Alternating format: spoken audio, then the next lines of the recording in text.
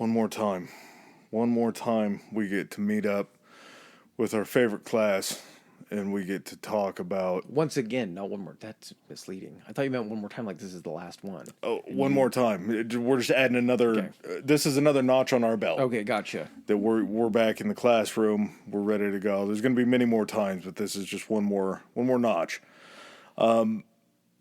Today we're strapping in. Today we're going to tell a story that can only happen based upon something that a serial killer did in his childhood.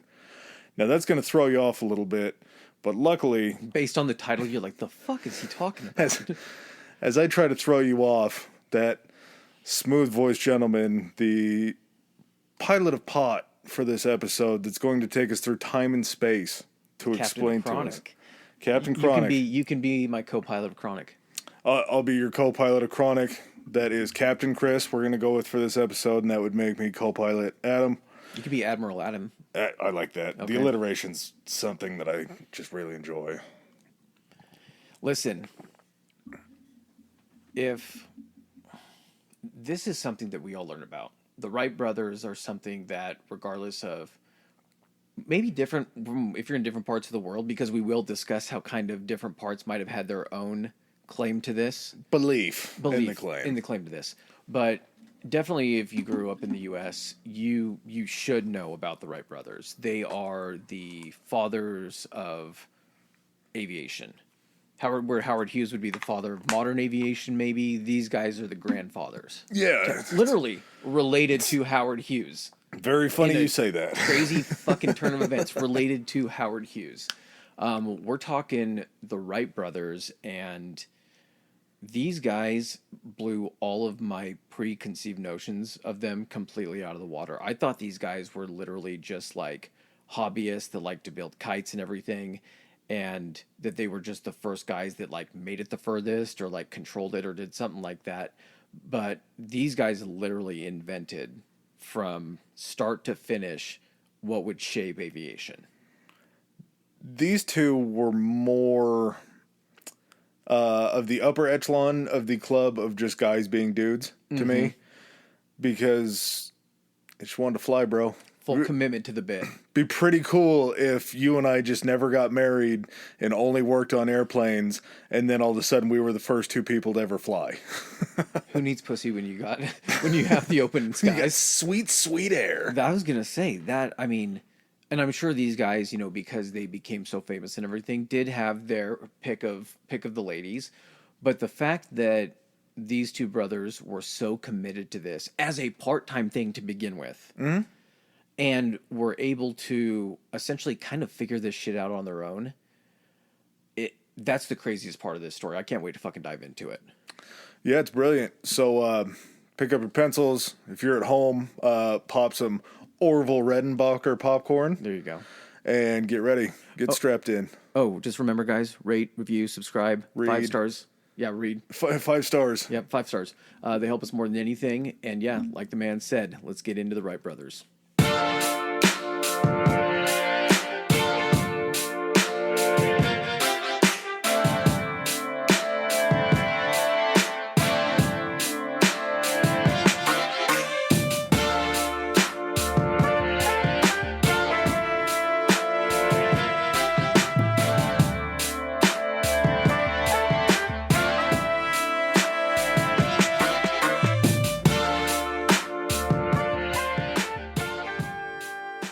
Take me back. Yeah, we can't even start with the Wright brothers because the history of flying it's always been in the minds of, I think, just human beings. Like looking up in the sky, seeing birds fly, all this shit that you're seeing happen. Like, if a bird can fly, why can't I fly? There's no real understanding of weight, distribution, any kind of airflow, any kind of ratio that you would need to get up in the air. The first time the wind picked up something out of your hand, you got a basket and a huge gust of wind grabbed it and carried it. You're like, oh, shit. Yeah, how did this happen? And it starts, I mean, when I say starts, like this is kind of the first writings of them. But kite flying was a really, really big deal in BC China. Much like they would use later on. Silk fabric wrapped around bamboo was something that I don't really know, because we look at kite flying as entertaining now. Mm-hmm. These motherfuckers were using kite flying for all sorts of very, very big things. I'm just like envisioning when you see, because they also did the candle and the lantern, which would go ahead and lift off, so they could do it that way. But I do envision, like, during celebrations, like the dragon kites, Yeah, and everything, and those kind of like square shaped ones. like I say, for fun now. Back then, they used them to measure distances, to test winds, and they actually used them to lift people, just to get them off the ground, to be able to survey an area, to see something if they needed to see during war. Can you imagine if you were the dude that was assigned to kite duty, and basically they're like, okay, we're going to need you to go up and see if you can track the enemy movements. He's like, what happens if the wind dies? He's like, then you do too, I guess. We factored everything together, and this Yeah. is just the easiest way. And you drew the short stick, so you got to go up. But they would use them to signal people, which makes total sense. You can use a fire to signal somebody. If you need to get more of a poignant message across, I guess smoke signals, you could kind of make them in a pattern. But if you just send up a big red kite, a big yellow kite, saying, attack, color-coded, stop, anything like that, it's going to be pretty effective. This guy I've heard about plenty, and I've looked at his drawings, and it scares me, to be completely honest. 15th century Da Vinci had drawings of his dreams that showed flying machines that weren't like too far off from what would be flyable. They're not, and two types. Mm-hmm. Both helicopter rotational flying machines and also winged flight. I remember seeing his drawings, and the helicopter is very elaborate. It almost has a spiral type thing for like a propeller, but that's what even that, it's drawn to a way in which it's very technical. You see all the parts and how it's supposed to move. Kind of like his drawing of the man that's got spread out, and it's like the anatomy or whatever it is. It's so intricate. And then his winged flight, wasn't it kind of almost like bat shaped or inspired by like the shape of a bat? But it did also have like a tail and everything. Which, I mean, it all makes sense because you're going to draw things that you see. A bat-like shape would kind of make sense in a plane. And you got Da Vinci drawing it. So you have a master painter, a master artist who might almost be putting a little bit of like a futuristic spin to it because he was... I think he was also almost a master inventor as well. Probably. The Da Vinci episode's going to be hot. Yes. That one's going to be a lot of fun. But none of what he drew really relied on any sort of like scientific basis. So they were just sort of sketches and drawings. But I saw a bat fly. Ergo, this plane that is shaped like a bat will fly. yeah, which, I mean, even at that point, the 15th century, that seems like some pretty heavy thinking. 18th century, we run into the, weird that this happens to brothers too, the Montgolfier brothers. And they invented the hot air balloon in the 18th century. They demonstrated it in France in the summer of 1783. The thought behind this was rather weird because one of the brothers had seen a fire, and as the ashes were raising up into the air, he thought that it was actually the smoke that was traveling up that was carrying the ashes. The smoke was going up, somehow carrying the ashes. Instead of just the hot air and weight and all that kind of stuff. So when they built their hot air balloon, instead of using like just a clean fire, they were throwing like rubber and leather and everything that they could to try to create the blackest smoke. Basically into this flaming bucket above their heads. Just to be able to power the balloon to go up enough.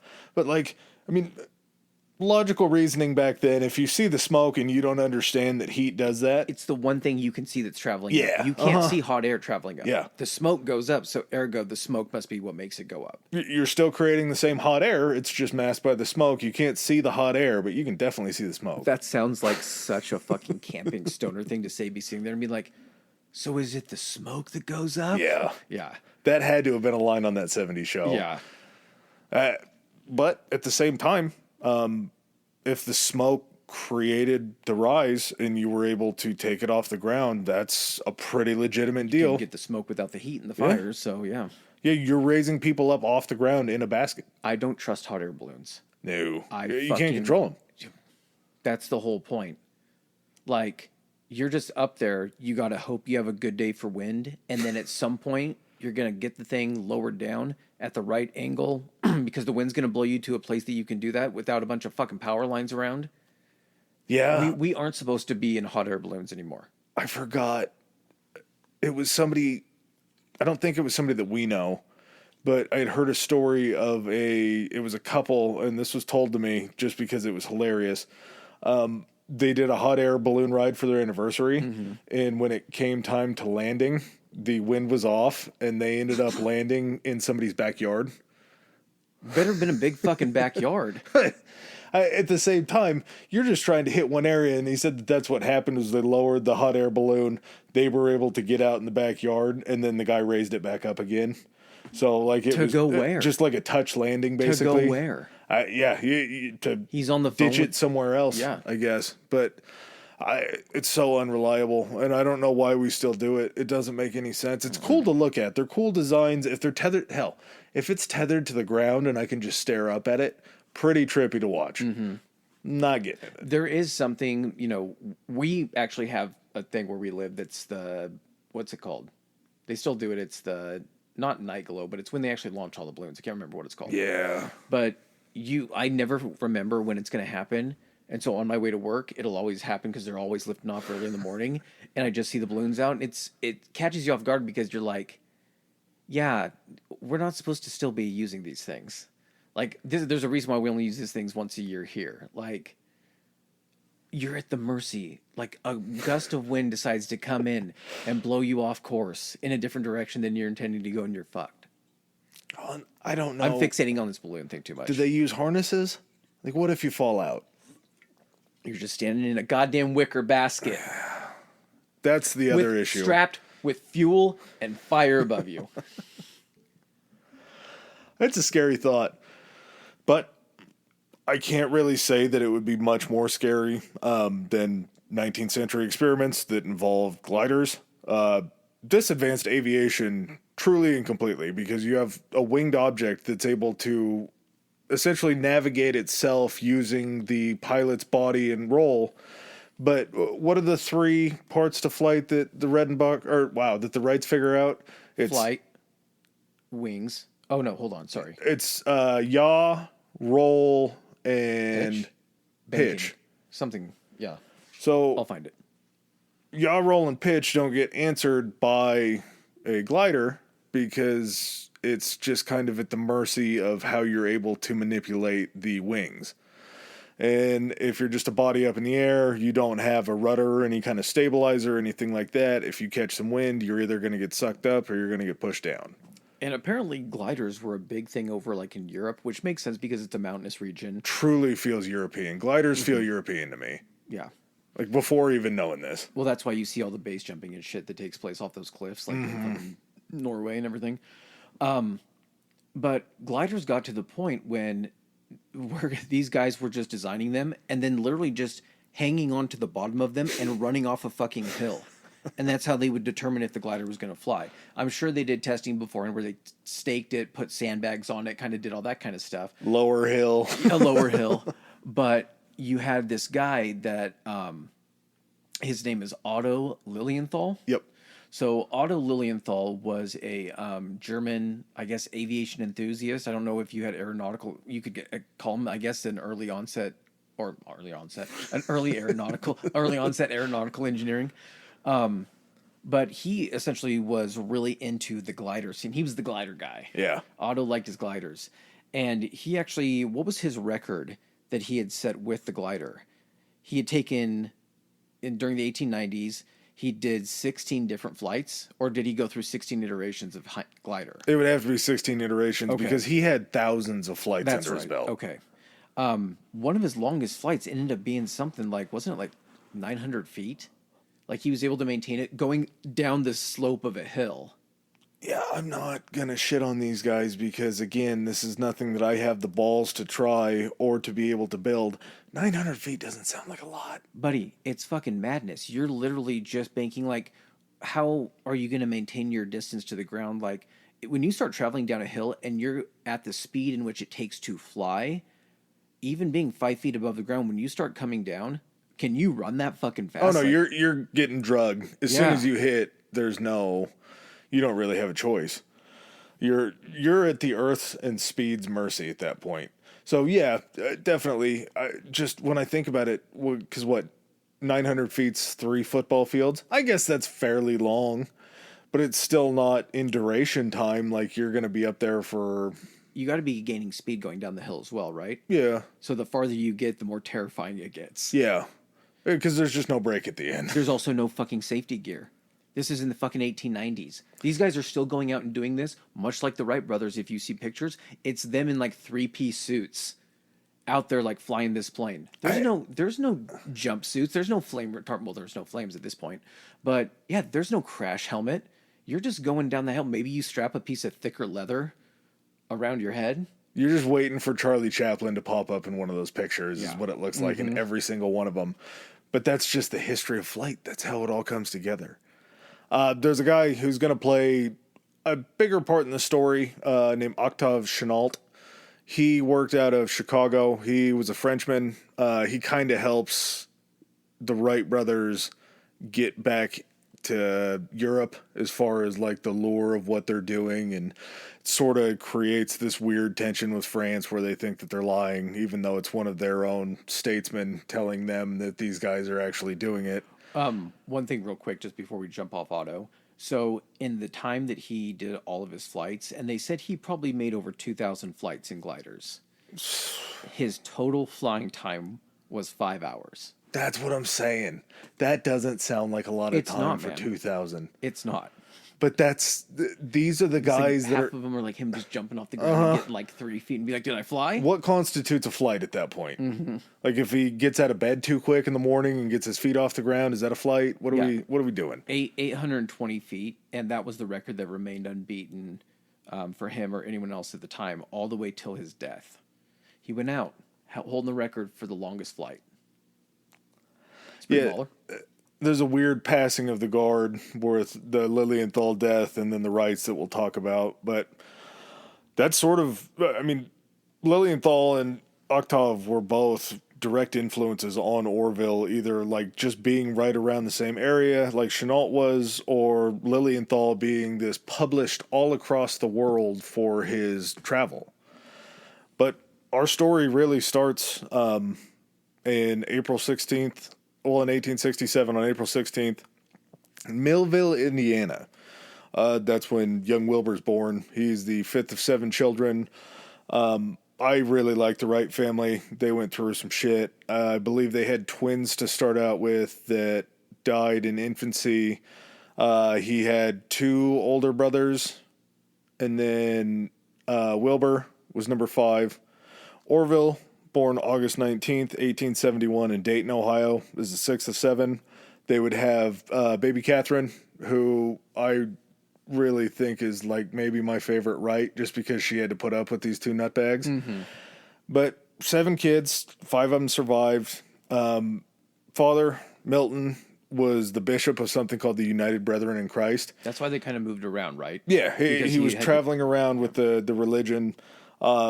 Kind of a big fan of these guys. They basically pushed for the abolition of slavery, and they also pushed for the suffrage movement. There you go. Yeah. Temperance was alcohol, right? Yeah, I think so. Yeah, we did a whole episode. Man, you got to jettison some of the shit we've covered in previous episodes. I've thought about that, not to get off topic. I have thought about that and tried to go back and remember details about certain episodes and been like, yep, can't recall that. It's 60% there, but it's not 100% there. Yeah, I'm not, yeah. I actually use the temperance movement, Prohibition time. Mm-hmm. Now that's sort of like my jumping off point to be like, oh shit, that happened during Prohibition. That's probably why it was so crazy, because they couldn't have alcohol legally. Yeah. Or like, yeah, this is when everything was a little too crazy, and then we had to abolish it for a while. But their dad was a very interesting guy, and the reason that I say that is because it seems like in most of these episodes, when somebody does something really pretty good in life or really pretty horrific, their dad's usually a pretty direct influence on them. Yeah. And it's usually not a great influence. Usually it's the relationship is gone, something like that. There's not really a whole lot of supportive dads that lead to sons going on to do like super great things. Yeah. At least you don't hear stories about that because they're not as interesting. No, yeah, it's actually probably pretty true. Yeah. It's better to hear a sad story. But very smart guy. He actually kind of comes into play later on because he ends up leaving the church and has basically like all of the legal hold for the church. So he sues a lot of other offshoot branches to kind of try to keep them under the, maybe he didn't leave, maybe everybody left him. The church ended up retaining, I think they said when he left, he won one lawsuit out of a shit ton that he filed. He was able to take with him 10% of the church's, I guess, what parishioner, is that what it is? Worshippers just sounds creepy, but that's kind of what it is. Yeah. But he was able to take 10%. Now, if it's a large enough religion, 10% can be a fucking lot, and you can support yourself off that. That's a good point. Yeah, you still have that income coming in. Mother, Susan, was a superwoman. I fucking love Sue. Yeah, she's great too. She actually attended Oberlin College, which was a college that was run by the United Brethren of Christ. So you can kind of see how maybe Milt and her got together.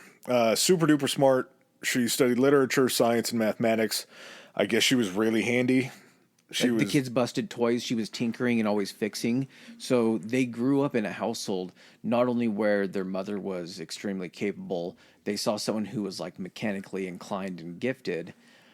They also had, which was I guess strange for a bishop, but now that you kind of explained to me, I didn't really look into the religion, but kind of what their like MO was.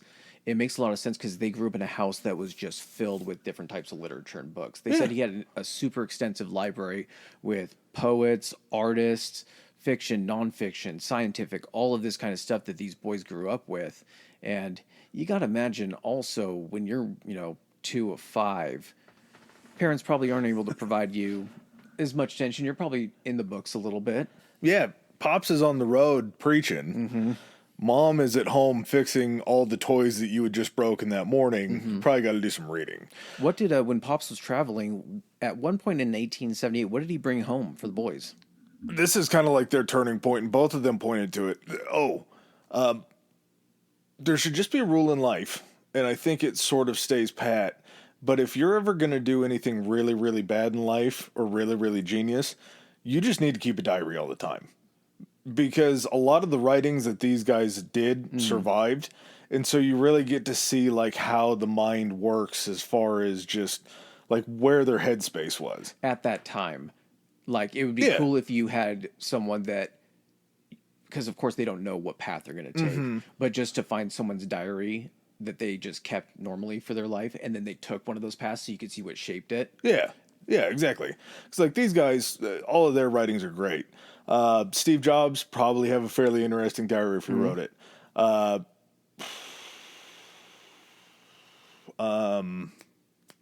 Green River Killer. If that guy had kept a diary all the way growing up, we have a pretty good understanding of why he freaked out and turned into a serial killer.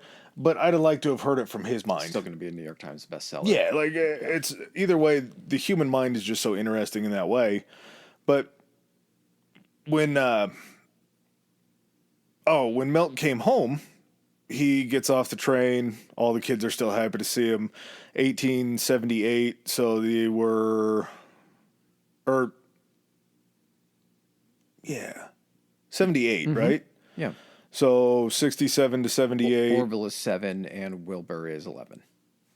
Dad gets home from a trip. You're hanging onto his pants. You're excited to see him.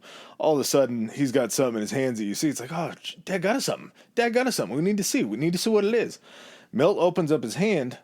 This device springs from his hand and floats in the air. And what he had brought home was this little helicopter that was made from... So it was made out of paper, bamboo, and cork, and it had a rubber band, which... Yeah. Did you even know they could make fucking rubber bands back in 1878? Yeah, but they were rubber, like actual from rubber tree rubber bands. I understand that they could still make... No clue. I Really? didn't think we could make rubber bands back that far. We've had rubber for a really long time. I know, but to now then it's get it synthetic down rubber. to make just little bands for it instead of making. They probably weren't cheap. Yeah. Now that I think about it, they definitely were probably a more expensive item. I had to reread this too because it was like they brought home a toy helicopter. I'm like, fucking helicopters weren't around back then. And then I was thinking about it, and I kind of thought of the Da Vinci thing, being like, oh, I guess the concept of a helicopter would be, and also kind of like you're saying, inspiration from nature with the birds.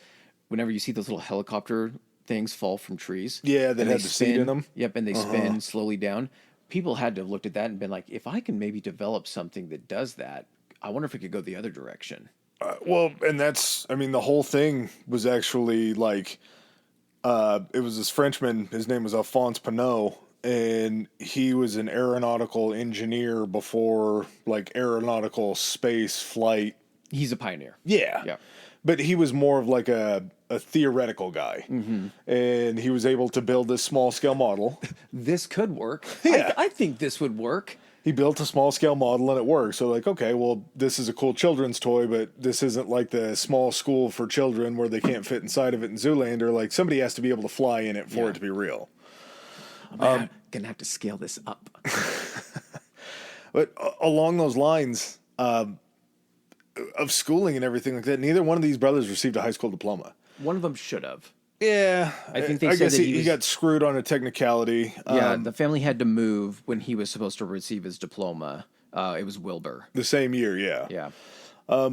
That kind of messed them up in Dayton, but he was able to go to a preparatory school. He wanted to go to Yale, was it? He was planning on going to Yale, yep. But the way that they were raised, if they wanted to stay home to do an experiment or to try to build something or to read a book, Milt was like, yeah, sure, if I'm home. And Susan was like, yeah, you're going to learn more doing something at home than actually like going to school and learning. Mm. So they had spent a lot of time outside the purview of school learning. So him to be just extra smart wasn't just because he paid attention in school. He definitely could have graduated. They both definitely could have graduated. And we'll see with Orville, he just found another passion that I didn't think a child would. But yeah, this is we're talking all the way back to the beginning. They were out playing pond hockey one day, 1886. And during this game of pond hockey, this guy named Oliver Crook Haw, who was kind of like the neighborhood bully. He was a younger kid, built like a brick shit house, really angry kind of guy. He had already spent some time in the sanitarium in town because he had some anger issues. For some reason, ends up winding up and smashes Wilbur in the face with his hockey stick, busts all of his teeth out, and kind of changes Wilbur's life. And the reason that I said that a serial killer could have shaped this whole entire thing and brought us to spaceflight is because old Oliver turned into a serial killer that killed 12 people, including his mother, father, and brother. So technically, Wilbur got off kind of light. Yeah. Yep. So this kid wasn't really, I don't know, he wasn't on the way to big things in life, but he probably helped in some weird way to create flight in this country. Orville dropped out his junior year of high school. He had had a 2-year apprenticeship with a printing shop and I guess caught the printing bug as a kid. That seems like an odd child profession. It does seem like something, though, because we're going to get into it with the bicycle thing, is that maybe printing was new enough at that point, or had become big enough at that point, that was like the lucrative business going at that point. Yeah, that was the future. The future's in print, Adam. It's in print. The future is just mass print. Yeah, I can see that. That tracks. The way that they did it, I don't know how we keep running into gravestones because, no, that episode's out. Escobar's episode's out, right? Yeah. Yeah. Escobar used to go around and steal. Oh, wait, is it? It should be by the time this comes out. Oh, that's right, yeah. Just like Escobar went around and stole people's headstones and then sandblasted all the numbers off and resold them to them, Orville just found one and turned it into a printing press, kind of. Mm-hmm. Like he was able to use an old headstone as, I guess, I'm not going to try to use a printing term, whatever they put the ink on and then slap the paper against. Mm-hmm. That was what they just used as a headstone. And Orville created his own little business. Wilbur, just through his series of health events, he got dentures in to kind of clean him up and make him look presentable. He ended up getting really, really bad stomach problems that kind of caused him to stop caring about going to school. He decided not to go to Yale. While he was home, unfortunately, he has to start taking care of his mother because she's in the late stages of tuberculosis. Mm-hmm. And if this episode taught me two things, it's that flying is crazy and weird diseases just killed people back then. It was consumption, right? Consumption was what they called tuberculosis before tuberculosis. I have no idea. The old TB. Yeah. But she ends up passing away from TB. Pretty sad. Wilbur had spent a lot of time just studying and taking care of his mom. Now his mom's gone. Orville is trying to kind of bring him into this print business. And this is kind of the first time that the brothers team up in a professional fashion in this print business. They started a newspaper. It was a weekly newspaper called the West Side News. And it's like a penny saver, like grocery coupons, like something like that, right? Well, they even had like stories of somebody donating something to the public library and the completion of the Eiffel Tower. Local rag, basically. Yeah, just a little bit of info. Well, and this isn't just like out of the blue. They were very entrepreneurial. So I think it was kind of growing up. Orville had actually started building kites and was selling them to kids at school. And then Wilbur actually invented like an automated folding machine while he was working at the first newspaper. Yeah. I'm sorry, not the first. It was the first newspaper. He invented some type of automated folding machine. So, I mean, these guys are already showing that they're really industrious, even from a young age. But yeah, that accident that he had basically turned Wilbur. They said he was very extroverted before that, but it just completely took a 180, and he almost stayed completely housebound, both due to kind of what he was going through, but then at the same time taking care of his dying mother. Well, it sort of makes sense. If you're that age, you get hit in the face, you get sick, you're always concerned about how you look. I'm pretty sure dentures pre-1900s were probably rough. Probably wood, I would assume. I don't know if they had porcelain. Not a lot of pictures of him smiling. Yeah, no, not a lot. Their printing ambitions grew. They actually turned it into a daily paper, which blows me away that they were able to print at such a speed that they would have the turnaround to get it out daily. I don't know how many copies. I don't look at it from the standpoint of that. How many fucking stories are you able to gather that you're going to fill up a daily paper? Well, it's Dayton. I don't know if Dayton did much everybody's beyond them, fucking or business. prior to them. This is basically a paper that's just reporting neighborly gossip. Yeah, we caught the sheriff flirting with the storekeeper downtown. Yeah, who's cheating on who? More tomorrow.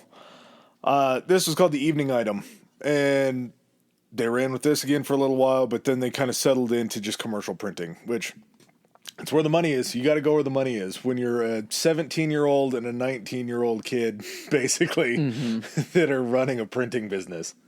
Pre-1900s.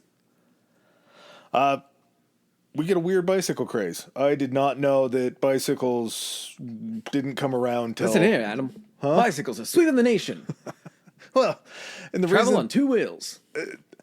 We already had that. We had something called the penny farthing. The penny farthing is the dumbest thing that man may have ever created. It is literally it's like it's made up when you see it in a picture. And everyone has seen a picture of this. It's the bike with the fucking enormous front wheel and then the tiny little back wheel.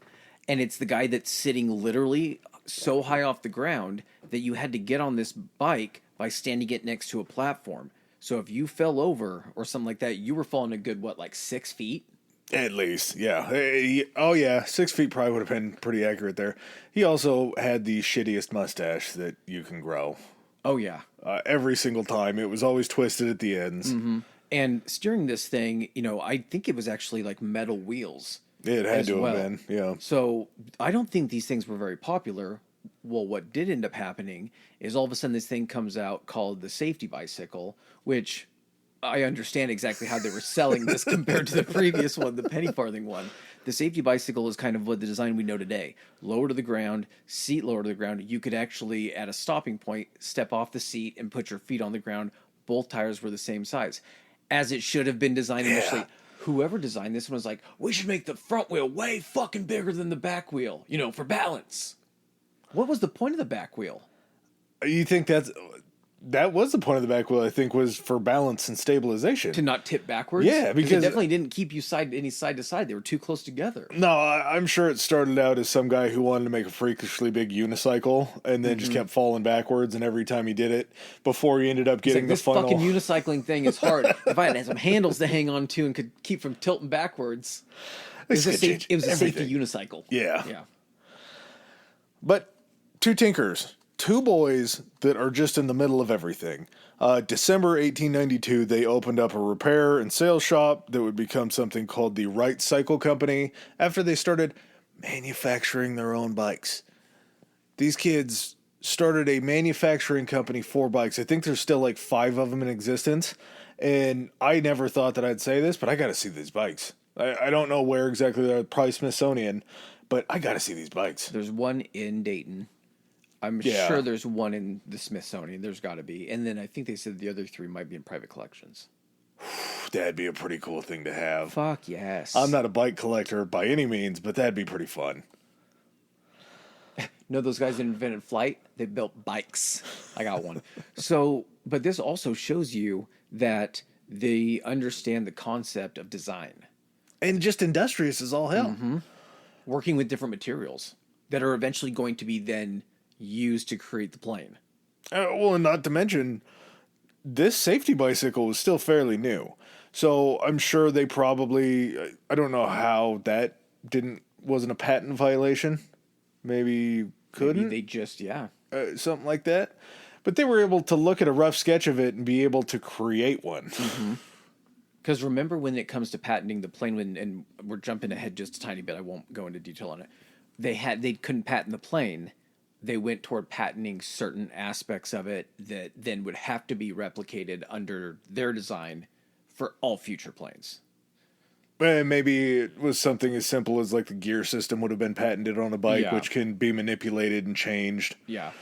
So yeah, that could definitely be how it was. But they were able to just see a bike and be like, hey, that's pretty cool. Do you just want to make one? And then like, well, this one went well. Why don't we make Once 2? they start and then repairing them, they get 2 or 3 in the office. Yeah. They're like, this is so much easier. We can just build this. That's definitely how it probably worked. Yeah. Was they just learned how to repair them. They're like, well, we see where all the welds and everything are. We'll just do it this way. Asking somebody, hey, how much did you buy this for? And they're like, this much. Like, fuck. We're just going to start building them ourselves. Yeah, that's okay. That makes a lot more sense. While they were starting their bike business, flying kind of came back into their lives. They started reading articles. They saw photographs of Lilienthal. I believe Wilbur gets like typhoid or something like that and ends up getting sick. Yeah. And kind of one way that Orville and Kate spend time with him is like reading him articles and kind of bringing him the daily what's haps with Lilienthal. And then unfortunately there was one more story written about Lilienthal because Not the story you want. no, it was, well, maybe not the last story. There was probably definitely a obituary. But Lilienthal died in 1896. Lilienthal had gone out on the last hang glider ride that he made out of the thousands and thousands of hang glider rides that he made. You don't get to take 2,000 hang glider rides and live to tell the tale. It's going to get you in the end eventually. Is that how they figured out the odds for dying in a hang glider accident? Probably. Was they just looked at it and he had 1 in 2,175. You will die. Guaranteed. This is all the info we need. Went up, caught I guess it'd be a headwind, pushed the glider up. He tried to maneuver his body to bring the tip back down. As he did that, he was pushing so hard that he ended up going into a straight, just steep dive. Don't know how high he was off the ground. Hit the ground really, really hard. Ended up paralyzing himself. After he went to the doctor, he was told, you got to go back into town. It was, I think, somewhere in Germany. He had to go into the probably A larger area. Yeah. Something to get more medical attention. They think that he was just bleeding internally at that point, but they didn't know it and died before he could get anywhere to get help. Once he dies and the boys find out about it, they are just so hooked back into learning how to make flying happen again. I think they kind of looked at it in the way, because they looked up to him for so long, as almost carrying on his legacy, because they really do try to take inspiration from him as far as they can before they realize that it doesn't really work. But I think because they also then at that point with Lilienthal, they, the Wrights hadn't put their foot into that arena at all. No. Aside from designing some kites, sell the kids, Yeah. repairing the helicopter toy they got. When they saw him then out of the game, there had to have been a hole there that they were just like, who's going to carry this on? Like, this is an interest we have, but this guy's no longer going to be the guy. They also had to look at it as an opportunity and say, this guy's no longer going to be able to advance this. We have a shot at maybe being the first ones that can actually fly. Yeah, he kind of laid the groundwork. We understand this, much like the bicycle, and we started repairing bicycles and then learned how to make our own. We've seen all of his numbers and his calculations. If we can just springboard off of that, maybe we got a shot at it. Yeah. And they really took it seriously. Again, just another snapshot in time that definitely could never happen anymore. May 1894, Wilbur writes a letter to the Smithsonian Institute requesting all of the info and publications that they have on aeronautics. And somehow the Smithsonian Institute was small enough that they got this handwritten letter from Dayton, Ohio, and we're like, oh yeah, let's figure out how to make copies of this stuff. Transcribe it. Yeah. No, there's printing presses. Yeah, obviously there's printing presses. And if anyone's going to have one, the fucking Smithsonian definitely will. one. They probably had the first one, and they'll probably have the last one. But they just go ahead and send them all this info and these publications. Samuel Langley was the Smithsonian man, yes? Samuel Langley was the secretary of the Smithsonian. He was very, very high up in the Smithsonian. I don't know if he was a secretary, but he fancied himself a bit of an aviation nut too, and actually tries to get there first. Yeah, which is weird because I'm assuming that the request for publications on aeronautics probably didn't come across his desk or anything, because it would be kind of ironic if he was the one that approved them getting all the materials, and then they end up beating him to the point. Yeah. He actually flew a... So here's the thing. The difference is there's been unmanned flight at this point, which is like, a fucking... Not a paper airplane or anything, but like designing a craft that they would then just hope to God went in a straight line and kept altitude and then could fly a distance and they could recover it. He actually flew an unmanned fixed-wing steam-powered model aircraft. I don't know, and I asked you this before, how do you fucking miniaturize a steam engine enough to put it on a plane? You've been to the fair, and you always see like the area of the fair where it's people that have built old steam-powered engines, and they're like firing, and all you can see is the engine and the pistons moving. Mm-hmm. Those are all pretty small, but the weight of those still, and kind of, I think one of the only real reasons that the Wrights were able to get it as fast as they did was they figured out a way to make the engine lighter. Yeah. So I don't know if maybe a steam-powered engine would be lighter than a gas-powered engine? No, you think it'd have to be heavier, right? It would have to be, because I think, and I'm not a fucking steam engine technician, but I look at the concept of saying you have to have first like a heat box. You have to have something in which to put a heat source of fire. If you're putting coals in it, I'm not sure. So you have to have a room for that. You then have to have a big enough reservoir for the water, big enough to then create enough steam and compression to be able to power whatever pistons or anything. With a gasoline engine, you have the fuel tank that you need, and then you just have the engine block and the pistons and whatever, what spark plugs that you're going to use tonight or whatever they used back then. So I think just based upon the materials, it would have to be much heavier than a gas-powered engine. But regardless, he actually did it. And it was the same year that Lilienthal died. Also, at that point, Octave Chanute, the guy that we were talking about earlier, was testing gliders over the sand dunes on the shore of Lake Michigan. Didn't know Lake Michigan had sand dunes, but I've seen Lake Michigan, and it's pretty sweet. Like, it's very, very big and very open, and it's like an ocean. Mm-hmm. And I guess maybe it makes sense that they could recreate the same kind of wind gusts. I don't know why Chanute didn't just bring them up to Michigan and do it up there, but one of the things that they'd figured out after all this time of piling through this paperwork and looking and all that kind of stuff was they just began experimenting. Mm-hmm. They started a lot of talk about them just watching birds, which again, if you're a guy that goes out and watches birds, I hope you write in a diary, because it was like Tesla that really loved pigeons, was it? think so. He loved birds. These guys love birds. Rain Man probably loved birds. But just the whole idea behind how smart these guys were to be able to look at a bird and understand, like, the wings flap and they fly, but at the same time, there's a little bit of... Well, especially if you're watching birds where there's an updraft. Yeah. And they just sit there, and they said they would watch Yes. them where there's an updraft, and they would keep their wings fixed, but they would stay in place, and the wings would just be shifting around their bodies. The tips of the wings would be flaring and twisting. And, I mean, when they're looking to go beyond what Lilienthal was, where it's just a glider that's able to go downhill, if you're wanting to have sustained flight, you have to look for something that you can see can sustain flight. And one of the things too, you know, kind of their inspiration off birds is they also saw how they could essentially bank and turn and go up and down. And part of kind of the weird experience that they carried over from being bike manufacturers is when you're designing a bike, you have to understand the concept of balance, of where the weight is distributed, 3D movement, because when you turn on a bike, I hope all of you have ridden a bike before, a motorcycle or something. You can't be riding a bike and simply just turn the handlebars and maintain the exact same verticality that you are. You have to lean and turn. Because of this, they understood, and it came into play a little bit later when they get to the actual steering of the aircraft, is that you couldn't just simply turn an aircraft and keep it at the same level. The aircraft had to operate kind of like a bike, where you have to almost bank in which the direction you're going to be turning.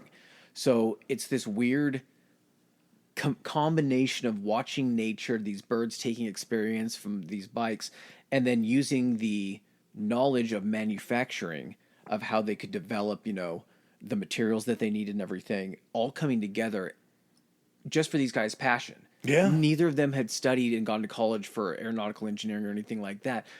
At one point, they're hobbyists, and then their hobby becomes their profession.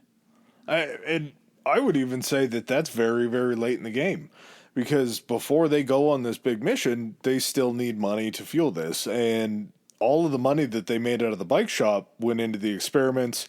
They'd actually started kind of from the groundwork, like you were talking about with Lilienthal's strategy of gliding, but in a controlled manner first. And then once they got the control down and they figured out what you were talking about as far as how to manipulate the wings, how to... Was it torsion that they were talking about? It was the flexing of the wings. So I'll go ahead and just give the example of what actually inspired it, and then we can kind of go back a little bit. So he was at the bike shop. I can't remember if it was Wilbur or Orville. They were at the bike shop, and someone brought in a rubber tire tube. And it was in this box, and it was kind of a skinnier box, longer box. And so as the guy was taking it out, or Wilbur or Orville were taking it out at the desk, if you were to, you know, if you've ever broken down Amazon boxes, which I'm sure fucking everybody has, if it's a long box and you pop out both ends and don't make it close, you can fold it down flat. But what you can also do is you can turn and kind of like in opposite directions each end of it, and you'll see it flex like bird wings. And so they use, even catching inspiration from that, he basically saw that and he's like, this is it. This is how the wings have to be able to flex on our plane. And we're able to take that and engineer and apply that on a large scale to a structure that was made of wooden ribs and like cotton that was stretched over the wings. Yeah. It's like the Canadian beer. It's called Molson. Yeah. Yeah, Molson is what it is. Isn't it Molson's beer too? Yeah, Molson is beer. But Molson's like this specialty cotton fabric. Yes, I think that's what it was.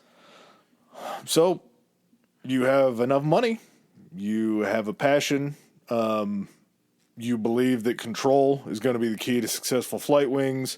A motor would be good enough to fly. They didn't really have to overthink the power source. They kind of had already understood how the power source was going to come in. It was just sort of, that's on the back end. We can just strap a motor to this bitch and figure that out later. They definitely kept the chicken before the egg. They were very smart about this. They understood that in order to move on to powered flight, which is the end result of, that's the end goal of what they're after, is powered flight, powered sustainable flight. In order to even get to the level, you first have to have a platform in which to put the engine that can support the engine that's reliable and controllable. If you put something that's not controllable and you strap an engine to the back of it, wherever that thing points, regardless if it's at the ground or straight up in the air, that might be the direction that it's headed. Uh-huh. You have to have the ability to sustain the flight by controlling it. And so they focused solely on being able to create a craft that could essentially glide, but in a controlled glide in which they could turn it if they had to. They could gain speed going into the glide and then slightly raise the nose to gain a little bit more altitude in order to get further. So they were very smart in the way of they knew, like, well, let's not even think about the engine at this point. Yeah. We'll figure that out when it comes down to it. We just need to be able to keep this thing up in the air. And building off of what Chris was talking about with the box story and Wilbur flexing that box, the idea of wing warp to control it brought them to the conclusion that if you had tension wire between a stack or two wings that was able to flex and contort as the pilot were to move a lever, I don't know what they ended up using. I don't know if it was a joist. I wouldn't imagine a joystick at that point. Yeah. All the pictures make it look like he almost had his hands on two levers and would just maybe pull one up and push it down. But if you could control those wingtips by hand, those two biplane wings would be able to flex and move via By pulling the tip of one wing up and flexing the other one down, you're essentially creating the higher turn. pressure underneath it, and the other one is dipping down, and so you're able to turn. Now, at this point, the correction of turning is their concern. They're not really worried at this point about how to actually turn the craft purposely. It's more like they had to invent the concept of steering the craft in order to keep it going straight. Yeah, it was like they had to learn how to play defense before they could play offense. Yes. They had to figure out how to fight the wind before they could harness the How wind. to make the corrections when they started going off course. And up until this idea, this whole plan with gliders of body weight, and body weight being able to lean one way or the other to control those wings. But if you can control them out on the tips, you can essentially control where the start of the biting into the wind happens. Go ahead. No, go ahead. I got to grab that other one. So one thing they also did is they understood that conditions had to be just right in order for them to be able to successfully pull this off. Like Adam was saying, you had Chanute up there testing on the shores of Lake Michigan out there on the sand dunes, which was fantastic because if you're going to crash into something, probably best to crash into something that's one of the softer surfaces. Also something that has a little bit of give to it to where you could maybe slide to a stop because they're not really using wheels at this time. It's more of a skid or sled type system. Or prayer. Yeah, a prayer type system. They actually wrote to the National Weather Service, whoever was in charge of keeping national records for weather, and basically said, can you please send us information on areas that maintain a certain level of wind during the year? They received back, I think, like 25 to 30 cities that kind of fit what they would need. First of all, this is fucking like 1900, and we already have a National Weather Service that is gathering data from areas around the country and keeping that data on record for windage.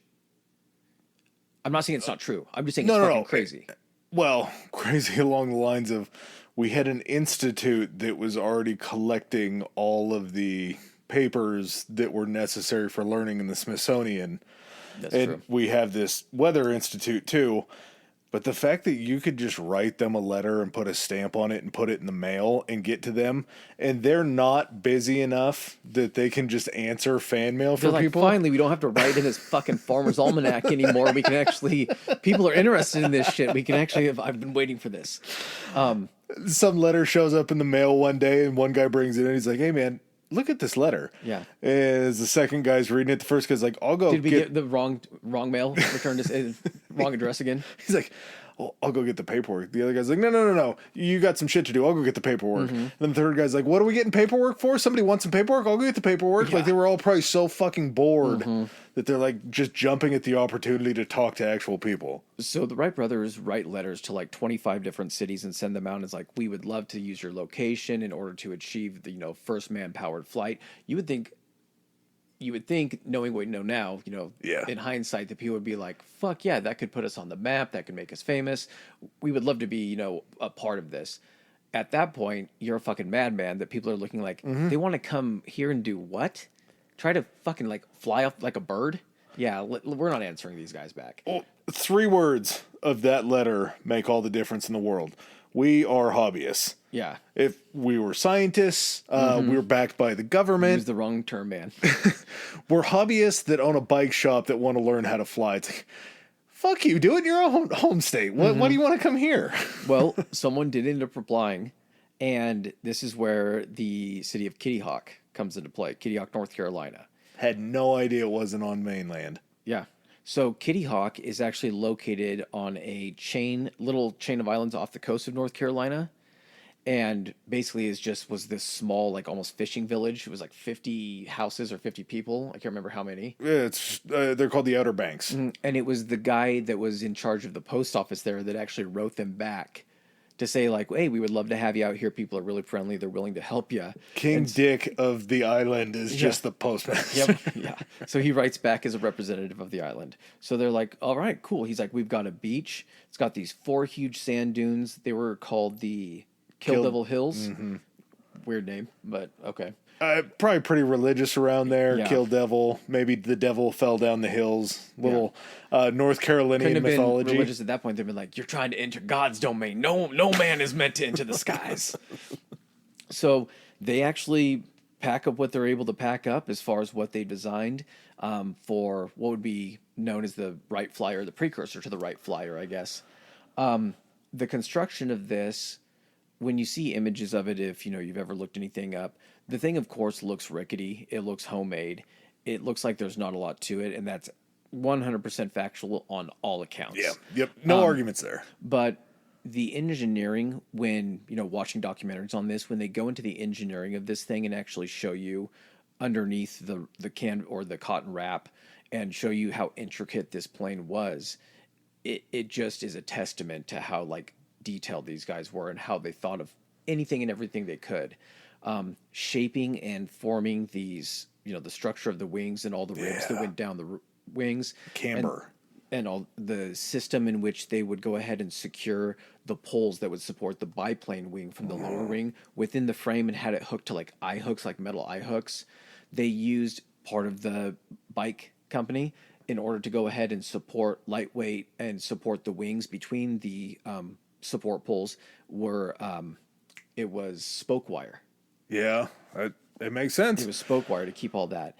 And, you understand that holds a bike wheel together and is structural enough. In order for them to achieve control that they were looking for, they developed the elevator. And the elevator basically was, if you're looking at the pictures, on the front of the plane, it's these 2 smaller horizontal wings that allowed basically the control of the wind that's coming at the plane for them to go ahead and catch wind under it to raise the plane up or to control the plane and bring it down.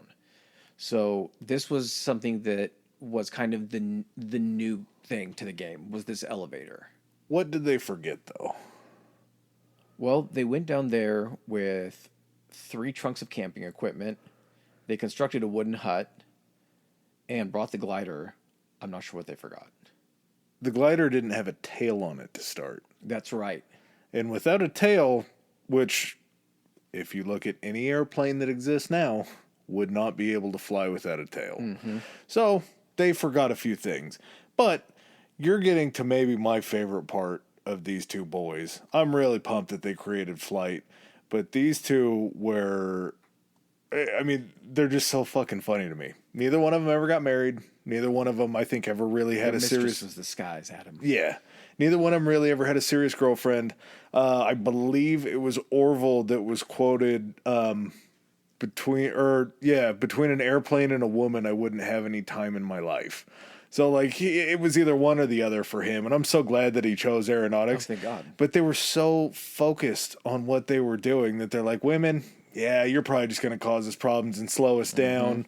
But even after... packed.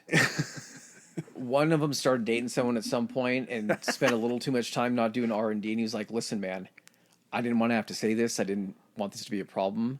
But I'm over here building this thing myself. Do you want to be the first person to fly? And he's like, I do. And he's like, then you need to ditch the skirt. You need to send her packing. After we've flown, you can take your pick of the litter. But not a moment before then. Well, they still didn't even do it then. Yeah. But like you were talking about, they showed up to Kitty Hawk and they just slept in a tent together. Much like you were talking about earlier, any time that they would go out, they would put on these fucking like weird pre-1930s suits, and they would just go out there and they had bow ties, didn't they? Wool trousers, cotton shirt, a vest over the shirt, probably like some type of bow tie. Here's the thing too, is the only time, and they're going to come down and be doing this for successive years. Yeah. To go ahead and dial this thing in. They come down here during the off season for the bicycle shop. So what they do is, because no one in fucking Dayton is riding bicycles after August, that hits and they head for Kitty Hawk. What that also means is, guess what? South Carolina, although it is a little more southern. North. Is it north of? Yeah, North Carolina. Oh, What did I say? I said, I meant, although North Carolina is more south. Oh, yeah. Sorry. Is more south. You're still down on an island off the Atlantic in wintertime. Huh? In the Atlantic. You're on an island. At wintertime. And these guys are out here just in the wind, in an area that has to have high wind for what they're doing, in the sand dunes with nothing covering them. These guys had to have fucking loved this because they had to be freezing their asses off. And they're sleeping in a tent together. I'm sure that tent probably stunk to high hell. They finally did build a small wooden hut, but that was also to store the glider, I think. They thought glider first. We're having fun in the tent. It's like a sleepover every night. We'll stay in the tent. We got to keep the glider safe. Here's the other thing, too. The first glider weighed 50 pounds, cost $15 to make. That's honestly probably why they built it for the glider, because they knew they were never going to blow away in the tent. But if the glider's just left outside in the wind, it's 50 pounds. It's gone. We actually do. We're going to get to that. Yeah. So 3 weeks testing as a kite. So before either of them, and they're pretty fucking smart. They do some stuff that's crazy, but they're pretty fucking smart. They test this thing basically just as a kite for like 3 weeks. They go and get this thing staked down, and they get it up off the ground. It's 50 pounds, so one of them on each wing can lift this thing up, tilt it to where it catches the wind, and then just kind of sit there and do adjustments to it, see how it's catching the wind, if it's shifting left, if it's shifting right. They don't get in this thing and up off the ground for 3 weeks as they test this. The first time they attempt this, they go ahead and take this thing up to the Kill Devil Hills, and there's only 2 of them, and you're going to need 3 men to do this because you got to have one on each wing to get it going, and then the pilot. So they call up their friend, the postmaster on the island. Guy can just take days off? Hell yeah. He's like, all right, I'm almost done with my route. I'll be out there in just a few. So he comes out with them, and with him on one wing, and then I believe it would have been Orville on the other, because they flipped a coin to see who was going to actually do it, right? They don't flip the coin until later. That's right. The coin comes with the motor, but I think, and kind of what I heard and read and saw, was either Wilbur was the one that was way, way more interested in the flying, or he wanted to make sure that if an accident happened, his younger brother wasn't the one that died. They were kind of opposites, too, as far as, like, one of them was really into the actual, like, mechanical aspects of it. The other one was kind of like, well, I'll be, like, the guinea pig, and it kind of was the more, like, outside-the-box type thinking guy. Well, I think that was Wilbur, because he was a good athlete. He wanted to go to Yale. He seemed more extroverted, whereas printing press boy Orville was probably a little bit more reserved. Yeah. They said that they were pretty pliable together. It was almost like they were of one mind. They were just kind of the yin and yang of each other. Two halves of a brilliant mind that just found each other. Well, they were brothers, lucky enough to be brothers. I think that helps a lot too, because a brother or a sibling you can yell and scream at, and it's a lot different than like just another person. Here's the other thing too, and you were probably going to get to this here in just a few minutes, but the way that they would argue about stuff is they had the ability, and I think this was a huge key to their success, is neither of them were so stuck in their ways and in their beliefs that they would just put their foot down and be like, this is how it's going to be. In fact, so often that they would get into arguments, each be arguing each other's points, and then the next day, the one would have switched his opinion to the other one's, but the other one switched his opinion to the other one's. So now they're just on opposite sides of it. So they were definitely willing to go ahead and analyze the situation and listen to feedback, which probably made them even better as a team. Oh, yeah. Wilbur ends up coming off the top of, he has the 2 guys pick up the plane, kind of get him going down the dune, and they end up making, 12 flights that day? I believe so. I think it was 12 flights the first day. They did achieve lift. but it wasn't anything really substantial. This was probably a few feet off the ground. But any lift at all for these guys, just theoretically doing something. Here's the other thing, too, is they're doing the same thing that gliders are doing at this point. Yeah. They're going down the hill, they're staying a few feet off the ground, they're flying. This is also, and this is going to come into play throughout this entire thing, no one has tried to control an aircraft before in a sense of having mechanical controls on it. It's always been about holding on to the bottom of these fucking gliders and just basically trying to shift your body weight. They're learning, and they're learning fast on this. So this first flight that they're doing, yeah, they've seen this thing be carried by the wind with nobody on it. But once you have that weight on it and start, flying that thing, they're experimenting and trying to figure out exactly how high do I have to lift this elevator to keep myself up, but at the same time not lift it so high that it's going to stall and I'm just going to go down to the ground. So, Yeah, then I'm going to do a loop-de-loop and then just dive right back into the ground. And we have one plane. I got to try to make sure I'm not putting this in a position to basically break the shit out of this thing. I think that's where they got lucky. I think they weren't ever really high enough to cause a lot of damage. But they leave this first year in autumn of 1900 like pretty pumped. They came, they saw, they conquered. It wasn't as substantial as they thought, but heading back home to Dayton to start building bikes again and to kind of rally the troops and kind of reconfigure what they're doing, they know that they're going to come back the next year that they can, hot and heavy, with a brand new glider and be able to test some more theories. That first year, I want to say that they were able to achieve, and it's nothing huge in the way that we know it now or anything like that, but they were able to, I'm trying to think of how far they went.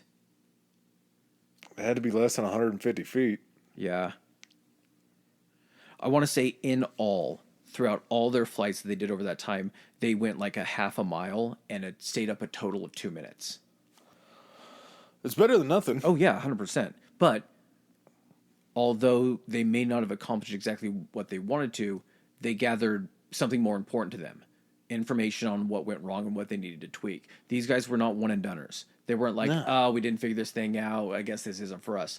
They basically were like, back to the fucking drawing board. Let's get this thing figured out while we go back and start making some bikes. Hey, we got to go bang out 100 more bikes so we can build a new glider. Yep, so back to Dayton for more R&D. 1901. Before we get to 1901, let's take a bathroom break. Yeah. Oh my God, Adam. What is that up in the sky? It's a bird. It's a plane. It's socials! Oh my God. It's faster than Instagram. That's historically high pod on Instagram. More powerful than X? It's historically high, historically HI on X. Able to leap tall threads in a single bound. Back to historically high pod on Threads. And, I guess there's still Gmail, right? We got that too. That is historically high podcast at gmail.com. All right, guys, back to the show. All right, we are now into 1901. We're heading back to Kitty Hawk with a new and hopefully improved glider. This one is 22 feet wingspan, 7 feet deep, which is actually skinnier than the previous one, so they kind of tightened up the wings a little bit. It was still long enough for one of them to lay over it, obviously, and also included improved steering. Yeah, and before they headed down there, they had to walk away from the bike shop, but they also needed it to continue to run. They had the itch. They wanted to get out of there before the off-season. Kate, I believe, was the one that went to Oberlin. I don't remember where Susan went, but Kate graduated. She got her degree. She became a teacher, so obviously she couldn't run the bike shop. Charlie Taylor is a guy who's just working in the back. He's kind of their shop mechanic for bicycles, and they're like, well, do you want in on this business? We want to change up our entrepreneurial style and maybe start focusing on more time down there. They left in the summertime instead of waiting all the way to the fall. I just see Charlie like hanging out with his buddies and being like, yeah, I got promoted at work. And they're like, oh, that's awesome. And he's like, yeah, so my bosses apparently want to step away to try to create airplanes. Like, what the fuck are those? He's like, they're trying to fly in the air. They're like, oh my God. You mean the bike guys? Yeah. So they end up leaving Charlie in charge, head down to Kitty Hawk, and this was the introduction. I need to correct myself. This was the introduction of the forward elevator. So previously, it did essentially have two smaller wings out in front of the pilot. These were there to essentially help with stability, but also then kind of catch wind to keep the nose elevated. I think they might have been pitched up a little bit in order to do so. Just to stop a dive. So looking at it from just a learning perspective, you have them basically not being able to control the aircraft from a sense of going up or down the first time. They figure out that in order to prolong the flight and be able to control it, like you're saying, they need to be able to control the unknown variables around them to just stay on course. So they create a lever mechanism to where the elevators can now pitch up higher and pitch down. So if essentially, they're gaining speed going down, they could pitch that up a little bit, catch some additional air, and point the plane in a more upward direction to try to maintain more distance. And life. Or if they start going up too much, be able to pitch the nose back down and not stall and fall right back on their ass. Still life. Yeah. That's what those basically were keep us alive rudders. Keep us alive stabilizers. Well, here's the thing, too, is all of their development was both the first-hand accounts or, experience that they had to make those corrections, but they were still really basing a lot off of the data that had been taken from, like, Lilienthal and what was the other guy's name? He created the Smeaton coefficient. Yeah. And the Smeaton coefficient was something that had been a part of the lift equation for like the last 100 years. It was, I believe, like wing tilt. It had something Drag to do minus with lift, yeah, minus all that kind of stuff. I don't know what in the world the formula for lift is. That's why we're doing this instead of making a ton of. I'm going to try to read it. It's lift equals coefficient of air pressure, total area lifting surface in square feet, velocity in miles per hour squared, and the coefficient of lift, which varies with wing shape. No fucking clue how you would even determine any of this or the calculation, but they did it, and the results weren't stellar. So at this point, they were looking at this and saying, man, I don't think this is us. Looking at the guys that came up with this kind of stuff, one of them died in an accident of a glider that he created, and this other guy, we're already further ahead in the game than he is. So I think maybe the students have become the master at this point, and we've maybe outgrown this information, and we need to start going with what we're going to determine and what we know. Well, and even though this was less of a success, they still made dozens of flights. I believe the longest one with this one was 400 feet. The second glider only achieved a third of the calculated lift that they had kind of used this math to think, Their expectations were 1,000 feet plus. Yeah, two-thirds higher than what they actually got to. And they realized that the turning capability, so the yaw of the glider was reversed. So it was kind of like an upside down... inverted controller. Yes, an inverted controller. Which isn't always what you want to be thinking about when you're feet up in the air traveling very fast, that all your controls are reversed. Exactly. You have to try to remember the split second of fighting your initial reaction to go the way that you think you should go. Yeah, Wilbur was pretty fucking bummed by this, too. On the way home, I believe, when he was talking to Orville, he just was super melodramatic about it. It was like, man would not reach flight, or man would not master flight for another 1,000 years or something like that. Like, just really, really bummed out about it. But at the same time... quit being a little fucking Donna. Hey, you want to tone down the little bitch a little bit? We're not done. Reach flight in 1,000 years. We're going back to the lab. Oh my God, we made 2 gliders and didn't figure this out? Yeah. We're going back. So they're starting fresh on the data, and one thing that they do that is so fucking nuts is, what did they create, Adam? They made a wind tunnel. They made their own wind tunnel. They made their own 6-foot long wind tunnel, man. They're like 6 feet. You can't fucking fit a plane or anything like that in there. So it's 6 feet long, and it's 16 inches high and 16 inches wide.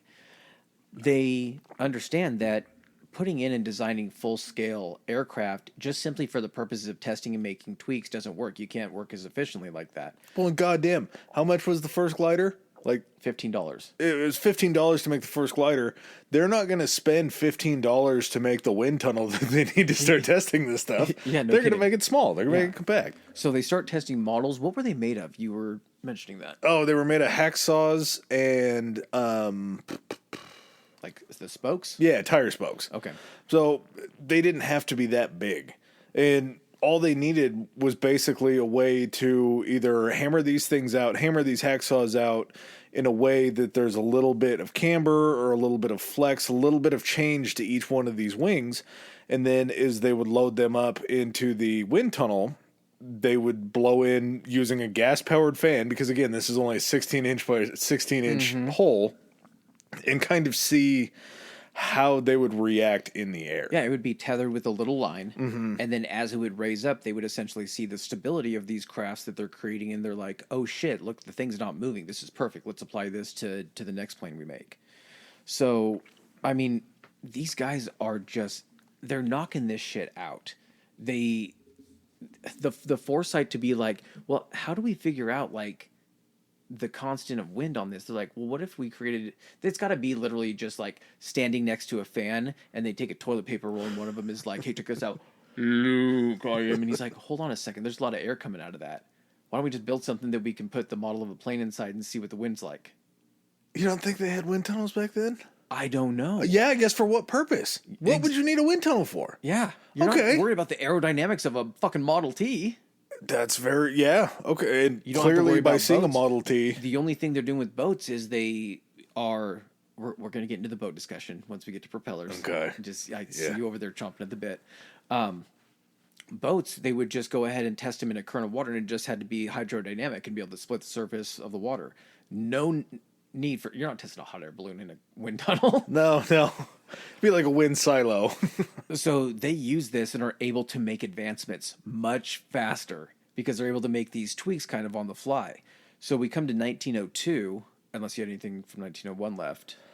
No, I think that this was probably like the biggest thing that sort of got them on the right path. Charlie Taylor, their mechanic, had said that these tests were like critical to the Wright brothers cracking the code. Because if you can do it on a small scale, you can expand that out to big enough wings, and you're still going to have other variables, but you have to have that solid base to start out with to start being able to tweak the variables.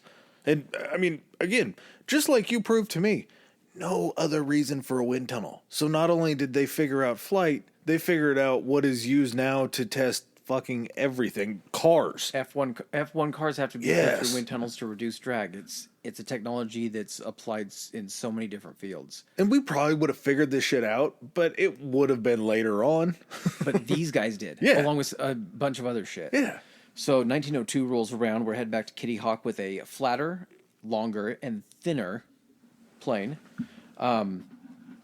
Stabilizers are placed on the back. So now we come into getting a tail on this plane. Previously, it's literally, it almost looks like a reverse plane when you're looking at it, because the tail looks like it's in the front. Yeah. So you have, I'm going to try to do my best to describe this. You have a biplane. You have the two elevators that are up in front, which are laid in the same orientation as the wings. In the back, now you have the horizontal stabilizers. Now, these horizontal stabilizers are just pointing perfectly straight. And what these stabilizers are supposed to do is they're supposed to compensate for the elevators. So when you go up and down, these are essentially supposed to keep the plane going straight and not pitching and turning to each side.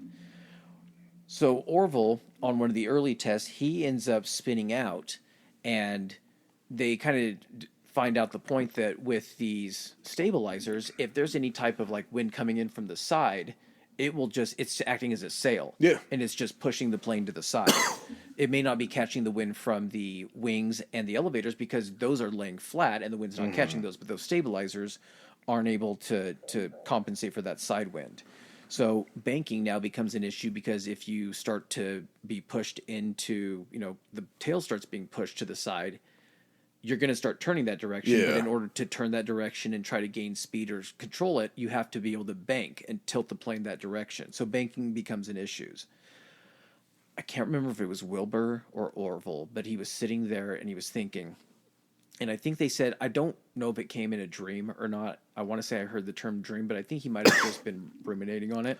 They said the story that I had heard was that they had a lot of coffee that night, and Orville had gone to sleep, and Wilbur was just so jittery and fired up, just so caffeinated, that he just couldn't do anything. He just continued to stare at the plane and stare at the plane and stare at the plane until he's like, oh, well, that fixed prop in the back The is stabilizer. or fixed stabilizer in the back is acting like a sail, and instead of using the wind, it's just being pushed by the wind. What do you do with a sail in the ocean when you need to catch wind from another direction? The sail can pivot, Yep. and the sail can move on a sailboat. So he's like, well, if we just make this so it can move, take one of them off and center this thing, it'll act as a controllable sail in which if the wind starts pushing it this way, we can compensate by steering the other way or vice versa. Birds don't really use their tails, do they? Because their tails are in the same orientation as their wing. Oh, But I do see them when they use their tail. They will sometimes flare their tail in a different or in a similar way to their wings. They'll fan out their tail and they'll kind of flare it as well. You think they got alligators in North Carolina, and he was just out high sitting on the beach, and he saw an alligator walk by and just swam with his tail out? I hope not. Because that's got to be, I mean, if we're using birds in that scenario where you're talking about with a flat tail, there's a lot of animals that use that tail in a non-fixed way to power and... I think they reached out to so many different like sources of inspiration that they had to understand the similarities between aerodynamics and I think like either fluid dynamics or hydrodynamics as far as like from a boat perspective, being able to steer and everything. Yeah. And so I think maybe because they had that experience of looking at nautical type like navigation to kind of work out problems, they had to have looked at a sail and been like, it clicked for him. He's like, a sail moves. You have to have something that moves to control and to catch the wind in different ways. Because all airplanes did was steal from boats. You want to get into it right now? I just, this is my, I can't, let's keep going a little bit. So because they're, getting more information, figuring out how to do this, they are now more prepared when they're down at Kitty Hawk. So they have the ability to make modifications, repairs, things like that, because they built up, they built a bigger lodging. They have a hangar that they can work in. They probably brought stuff down additionally with them every time they've come down. They end up staying longer this year before they end up returning back to Dayton. So they take even more time. So you see that the commitment to this is now becoming the priority. I believe it was along the second and the third trips that they made. So 01 and 02. Schnoot, that Frenchman from Chicago, they had actually invited him down there to kind of be able to look and see from a different perspective. Like they were crowdsourcing some of this brain power. I don't know. See something that we're missing. Yeah. And maybe it was a little bit of a flex, but I think once he realized that they had kind of figured out that Lilienthal's plans and the Schmeaton coefficient weren't quite accurate, he's like, well, that's what everybody's gone by. So what are you guys doing different? And when he's down there, he sees that they've sort of cracked this code. And he starts writing back to the French and saying, hey, these guys are kind of starting to figure some stuff out. Like, this is, our whole idea of flight is changing just based on these two guys. And the French are like, my formula's fucking wrong. The French are like, oh, there's no way. They not use the right How do these formula. silly Americans fly the plane? They're flying in some place called Kitty Hawk. The kitty with the hawk. From This trip, because they, like you're saying, cracking the code, figuring out a stable platform for this. Next up, how do we keep this thing in the air? Well, yeah, just to finish up 1902, from September to October, they conducted thousands of flights and they achieved more than 600 feet, 180 meters of distance. So again, thousands of flights, 600 feet is what they're achieving the distance of. The flight duration was 26 seconds. It sounds like they're not doing a whole lot, but this is at a time when this has never really been seen like this before. So they're just breaking barriers, hitting these. Just like we talked about, wing warping was for the roll. That was the lateral movements. The forward elevators on it were for the pitch, so up and down. And then the movable rear rudder was for the yaw, so the side-to-side movements. The 1902 glider, basically the Smithsonian was like, this 1902 glider was kind of like the essential like the invention of the airplane. It included everything that an airplane has to have to operate, minus the engine. Yep. So if you're looking at it from that perspective, where it included all of the surface movements available to control all aspects in 3 dimension, because that's the thing you got to understand is in the air, you're now worrying about 3 dimensions. In a car, or on a bike, or walking on the ground, it's 2D. You're going front, left to right, front, back, and you're not going up or down really. In a plane, you have to take into account that entire spectrum of a lot more up and down. Just a little look behind the research curtain for this podcast. I was a little toasted when I first heard that they were talking about 3-dimensional flight. And it kind of just shut my brain down for a second when I realized, like, 3D is something that you think about just seeing visually. 3D is just all physicality. Yeah. Like, I don't know why it caught me so funny, but just thinking about it, like, I just always think of, like, a 3D movie, you see shit coming at you. But in real life, like, 3D is pressure from all 3 different sides. Yeah, we don't live. We live in a, of course we live in a 3D world, but we don't operate daily. Like a 4D. Oh yeah, because we feel shit too. That's true.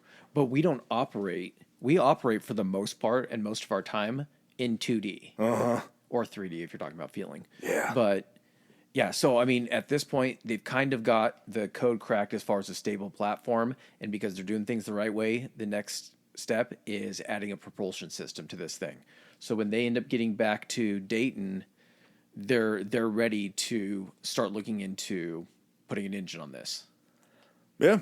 They use the equation for drag, which I'm just going to assume is probably just drag put in for it just has to flight. I'm not sure how they measure drag. It's got to be in some type of like a weight in which it's slow in which the drag is slowing the plane to a speed in which it can no longer stay in the air. I wonder if it's the same equation except for instead of lift, it's drag. Like they put those two. That's how you switch it and do it, because lift versus drag is just the push and pull on the. I'll go with that. Yeah, I'm good with that. That's under no research. I'm just taking a swing at that. Sounds so good. Probably could be wrong. Again, 80%. But they figured out the power needed for the engine. This is my coup de grace for this whole thing. These guys have taught me a whole lot. I understand flying only minutely more than I did before we did this. But these guys were so good at what they did that they had actually handcrafted 2 propellers using laminated spruce. While their bike mechanic, Charlie, who self-admittedly said that, he had touched an engine one time? To help a buddy repair something. And this... He wasn't their first choice. They had contacted several engine manufacturers that were making engines for automobiles, other things like that. And basically said, we need something small. It needs to... Their conditions were essentially that it had to be a certain weight, which was 180 or 190 pounds was the... I think less than that. Okay. It would have to be whatever the brothers weighed, because it was supposed to be the counterbalance to the pilot. Correct. They were going to essentially take where he was sitting in the middle or laying in the middle, and they were just going to shift him to one side a little bit and then have the engine on the other side and be equal weight. Yeah, so whatever a normal human weighed in 1904. I think they said like at 160 maybe. And it had to provide up to a minimum of 12 horsepower. 12 horsepower was determined to provide the RPMs necessary to spin the props that they were developing in order to provide the necessary lift, or not lift, but the necessary propulsion in order to achieve and sustain lift. These companies were like, you're building this for what? Again, it's always this, you're building it for what? No, we don't want to deal with that. So after not getting the answer back they wanted to from a few of these engine manufacturers, they turned to Charlie and they're like, hey, you have any engine experience? He's like, I helped a buddy with one like a couple weeks ago. They're like, fantastic. We need you to build us an aircraft engine. Here's a block of aluminum to go and cut down on weight. We're going to need this thing to be as much as both of us weigh. And then also it's going to need to do 12 horsepower. So let us know when you figure that out. And what does Charlie do? He does it. He mills the entire engine block out of the aluminum. He cuts the weight down to, I believe it's like 90 pounds, something like that, which I guess maybe you just scoot him in the pilot, or the engine and the pilot closer to... Nope. Oh, I love that you didn't hear this. To weigh that out? Nope. Did they go on a diet? Nope. Okay. You ready? Yeah, Okay. I'm excited. The wing on the side where there was less weight was 10 centimeters shorter. They knew how to compensate for length and weight on the wing. I believe it was on the right. Yes, it was the right wing because that's where the engine was. And because the engine was lighter, it didn't require as much wing area to provide the necessary lift to balance out the other wing, which had to be slightly longer because of the additional weight from the pilot. They used the testicle theory to figure out how to balance this thing. They only had, are you saying that they only had certain nudicles available, that one of them was just slightly less weight than the other one? Well, just like a man's sack, one nut hangs lower than the other one. Okay, yes. And there's a certain balance that brings to your life, because if they were both of equal balance, you would be shifting back and forth. You'd have a Newton's cradle type situation. You just couldn't stay on balance. That was one of the coolest things that they, like, this shit is cool, but the fact that they were just like, oh yeah, they shortened the wing by like 10 centimeters. Dude, I had no idea. Yeah. Holy shit. That's how they figured out the weight thing, because what that allowed them to do is, instead of just adding more weight to the plane, it allowed them to get even lighter. Yeah. So along with just that incredible feat that some guy who had just seen an engine created, I'm not calling this bullshit. There is a theory that I'm chasing where maybe the Wrights had some alien intervention, because I'll save it for the end. Oh, and also he made a lighter engine and more powerful than they needed. It was like 20 horsepower. Yeah, so it was stronger and lighter than they had asked for. So he did that. I'll buy that. Can we talk about these props real quick? Yeah, that's where I'm headed. The props, to me, look up how big they were. I want to say they were 6 feet, but I'm not positive. These props that were made of this laminated spruce, very lightweight, very flexible, pliable, something that is going to be pretty, I think, necessary in a lot of early planes. The spruce goose is probably made of spruce, right? The skeleton, yes. Yeah, we talked about that in the Howard Hughes episode. Yep. Yeah. So spruce was used. They use something called a draw knife, which, if you don't know what a draw knife is, it has 2 handles on it that you hold, and then a concave blade on it that's sharpened. You grab the 2 handles, you pull the draw knife along, and just basically shave off whatever you're doing. They used a draw knife and a hatchet to make these 2 propellers, and you have to use laminated wood. Is just a panel of wood, glue, panel, glue, and then compressed down. 8.5 feet. These things were 8.5 feet long. They made 2 of them. They had figured out what would kind of become known as like centrifugal force. I'm sure they probably had an idea back then. But in order to achieve... In testing it, I'm sure they did, yeah. Yeah, but centrifugal force had to have been a theory back then. I'm sure. Maybe. Because gyroscopes use centrifugal force. But they knew that they had to mirror these 2 props, and so they would spin different directions, but they would be sucking in the same direction of the airflow through them. And since they were spinning 2 different directions, it gave them the gyroscope effect. It basically canceled out the force that each one was generating, because they were generating it in opposite directions. To be able to stand up straight instead of be twisted or one way or the other. And you brought up a very interesting point that I did not think of before this. If they were the exact same and they were both spinning in the exact same direction, it would be like a 1-footed duck in water. It would just spin around because it's being sucked. Or the weight would just keep shifting in one direction. This is what I am very curious to try to figure out, is with, anyone that's ever flown on a prop plane or actually seen one outside of an actual toy plane, the propellers themselves aren't just a flat piece of metal that just spins. It is an angled piece, and what it does is, as it chops through the air, it's actually, the plane is pulling itself through the air. It's like digging into the air, right? Yes, it's digging, and the way that the prop, it's the ceiling fan concept. When you want the air to be pushed down by your ceiling fan, you rotate it in a way in which the blades, they're rotating in a way in which the higher side is going around. And what that does is the wind that it catches, it's essentially forcing it in the downward direction. If you want if you're one of those people that reverse your fan to suck up the air to... Yeah. What do you use that for? If it's hot or if it's cold? You use it if it is cold, because I believe it sucks the cold air up or it pushes the hot air down. Something like that. Yeah. It forces it to go down. But anyway. In all honesty, I was like 26 before I realized that ceiling fans had that feature. I didn't know. But they have to determine the angle that these blades have to be crafted in order to grab the correct amount of air at the correct angles using the RPMs that they have set up with this engine. And like Adam was saying, they have to handcraft these things out of laminated spruce. And they're 8.5 feet long. Like, the engineering know-how of these guys to know the angle of these props and the testing that they went through is fucking insane.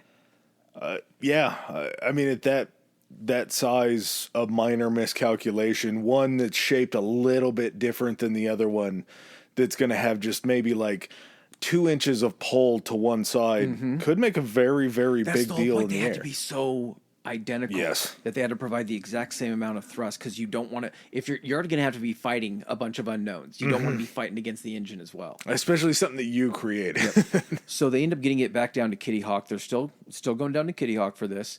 And during the initial trials, it essentially showed that there were some propeller axle issues. I don't know if there was vibrations or if anything like that. But basically, they needed to be retooled before they could go ahead with the testing. They needed to be made of steel. Oh, is that what it was? Yeah. Okay. Yep. They needed something that had enough flex in it, but was still rigid enough to be able to handle the torque of the spin. So one of them has to head back to Dayton because they don't have that milling equipment, of course, out on the fucking island at Kitty Hawk. And while they're there, or while one of them is there, the other one's just still hanging out back in North Carolina. He ends up getting it, the axles retooled. And before he gets back, their father hands him $1. And he says, this $1 is for the telegram or telegraph. Yeah. Telegraph message to send us once you guys succeed. So props to the dad. I love Milt. Milt's a great guy. Milt's like, you guys, I know you guys are going to crack this shit. So you're going to message me when it happens and we'll call the newspapers. Milt's the supportive father that everybody deserves. Yes. Milt's the man. So... Also, I hope Milt didn't do anything bad in his life that we didn't find out. Let's not look into Milt too deep. Okay. Because we're going to find something we don't like about Milt. Okay. So in order to... Because this is now going to be a powered flight, they're not just going to hold it up and like run with it and everything. It has to essentially build up power and then build up its own speed. They're still on sand, and they're not using wheels. So they design a 60-foot rail system. Buddy. What? This is so cool to me. This is Hot Wheels. It is not... This one, once they get... It's once they get back to Dayton Ohio. that they build the catapult. Yes. But the rail thing is so cool to me to know that they just knew that it had to have a stable starting point, and so they just build this big long rail that they hook it to. This one didn't weigh very much, did it? The plane? Yeah. Well, I'm assuming it had to weigh more than the 100-pound one because now you've got engines.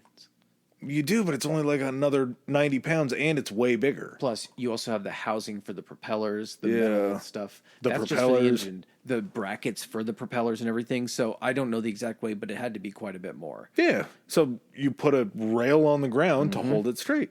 So this is where they flip the coin because at this point, this is it. This is powered, sustainable flight. This is what all the marbles are for. So they flip a coin, and Wilbur ends up winning the coin toss. Well, this would be a situation in which maybe you don't want to be first to do it when you're testing this thing out. So Wilbur ends up taking off, and the flight lasts about 3 seconds?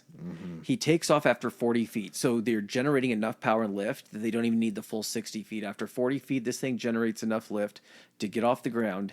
And then I believe he pitches it up a little bit too much, and then it tilts on him and it comes down. Now, thankfully, it did this 3 seconds into the flight, so the damage only took 2 days to repair. Oh, yeah. I forgot to bring up about the engine. I don't mean to go back. No, go ahead. But I found this super duper interesting. And I think maybe this leads more towards this was definitely a Charlie special and not a part of the alien conspiracy. Didn't have a fuel pump on it. it just had a gas tank that was sitting on top of the engine, so the fuel was just gravity fed down into the engine to fire the pistons. And it also had like a very primitive carburetor on it, so it didn't have the ability to really cool itself. And is this where the cherry stem or whatever comes in? yeah, so they had to figure out a way to make sure that it didn't light the all wooden frame plane. Or the fuel Yeah. in that tank. Yeah, because again, if you have a combustion action going on under gasoline and it gets up a little too high and a little too hot, kaboom. You just bombed your own plane. That was the first plane bombing if that goes wrong. So they designed some type of pipe where the exhaust would be like redirected or the heat would be redirected. yeah. And they called it like the cherry pipe because it got so fucking hot that it would just be glowing cherry red. So after this thing is repaired, after this 2-day stint, it's Orville's turn. And December 13th, 1903, Orville gets in, fire up the engines, 40 feet, he takes off, and this guy flies for 12 seconds, 120 feet, and lands nice and safe back on the sand. Powered flight. It's the sweetest 40 seconds a man could feel. 12 seconds. Or 12 seconds. Yeah. Still, that had to have seemed like hours. Yeah. In the karmic world of aerodynamics, the first flight that was made that lasted 3 seconds and then stalled out and came down and crashed was on the, I believe it was the 121st anniversary of the hot air balloon, the Montgolfier brothers. Really? Yep. To the day. It was 121st anniversary. And they said that there was some question about it because I believe it was a Monday and they were ready to go on a Sunday, but Sunday was the Lord's Day that they didn't do any flying on. Oh, okay. I don't know if they knew. And judging by the fact that I don't know how deep into history these guys went, they had to have looked at hot air balloons though, right? Oh, 100%. To try to figure something out. So maybe they knew these guys. If you're looking at flight, that's going to come up. Yeah. So maybe they just did take a vacation day to do it on the anniversary. But you get that first scary flight. You pop that flight cherry. What do you do next? You get success. No, yes. But then from the first 3-second accident to the next day of being able to land it safely. So after he lands it safely, Wilbur's like, okay, I know what I'm doing now. Load this bitch back up on the rail system. They literally go back and forth, one-upping each other, because at this point now, everything is learning for them. They're able to make all these adjustments and tweaks. They're watching each other. They're talking to each other when they get down on the ground. He's like, this is what went wrong. I should have made this adjustment or kept it, at this elevation or something like that. So going back and forth, Wilbur takes his next turn and turns in 13 seconds and 175 feet, which I got to imagine this is just a contest of as soon as they land and they see the mark or flag, whatever they place back on the last one, he just steps out of the plane and just fucking gives him the DX suck it and is just like, boom, your turn again. Next one, he gets up, he goes even further. So Orville gets in and then goes a little bit further. Orville ends up winning the day, 59 seconds and 852 feet. And after this, plane comes down a little rough and the frame on it ends up cracking. So they can't do it anymore, but they have almost achieved a full minute of powered flight and went almost 900 feet. I hate to keep shitting on these dudes with these numbers, but they're just numbers. The first 2 successful flights that they had made on the 17th from flat ground. Was it the 17th or 13th? The 14th was the 121st anniversary. December 17th was the successful flight. Oh, sorry, I had it as the 13th. It's the 17th. Oh. From level ground, they were traveling 6 to 8 miles an hour. This is boggling my mind because I've ran 10 miles an hour on a treadmill before, and it's a dead-out sprint. But the fact that you can somehow maintain up in the air at 6 to 8 miles an hour is pretty fucking nuts. Whenever I run through this in my mind, I always hear the wind whipping, and I always just visualize the plane shooting down the rail. Mm-hmm. This was the slowest thing that could have been happening. And just went pop, pop, pop, pop, pop. It's just, you're literally running alongside it being like, keep it airborne. You're doing great. Wilbur sitting there goes, stop running so fast. Mm-hmm. Slow down. This was actually, it was slow enough that they actually got the first picture, the first photograph that was taken of an airplane in flight. Point. It was so slow that camera technology of the day was able to capture it. This guy named John T. Daniels was the guy that captured the first photograph. It was the first photograph that he had ever taken, and he captures the first photograph. Was this the postal worker? No, that was... I can't remember his name. That was the first guy, yeah. Also, after this first day, part of the reason that the plane ends up being in such bad shape that they can't continue to fly it, John is outside trying to tie the plane up as everybody else goes inside. The plane takes a big wind gust as John's holding on to it. The plane picks John up, flings him all the way up into the air and then down onto the ground as the plane crashes from the wind gust. They come outside, they see that the plane's just completely fucked up. They said it cartwheeled the thing like down the beach. And John just held on to it. With this thing, with this thing being made of essentially wood and cotton with, a 70, 80 pound metal engine in there, they said the wind just took this thing and cartwheeled the shit out of it and it just shredded it. Yeah, and he held on to a sail. I think he said something along the lines. He's like, I've been a member of the first plane crash or something like that in history, like part of the first flight and part of the first crash. And, that was what he said. He said he took on the same day, he took the first picture of an aircraft, and then he was the first aircraft crash victim. Mm-hmm. Well, you'd think they'd be like, God damn it. But no, they just achieved flight, and they knew that they could rebuild this thing. Yeah. They had cracked it.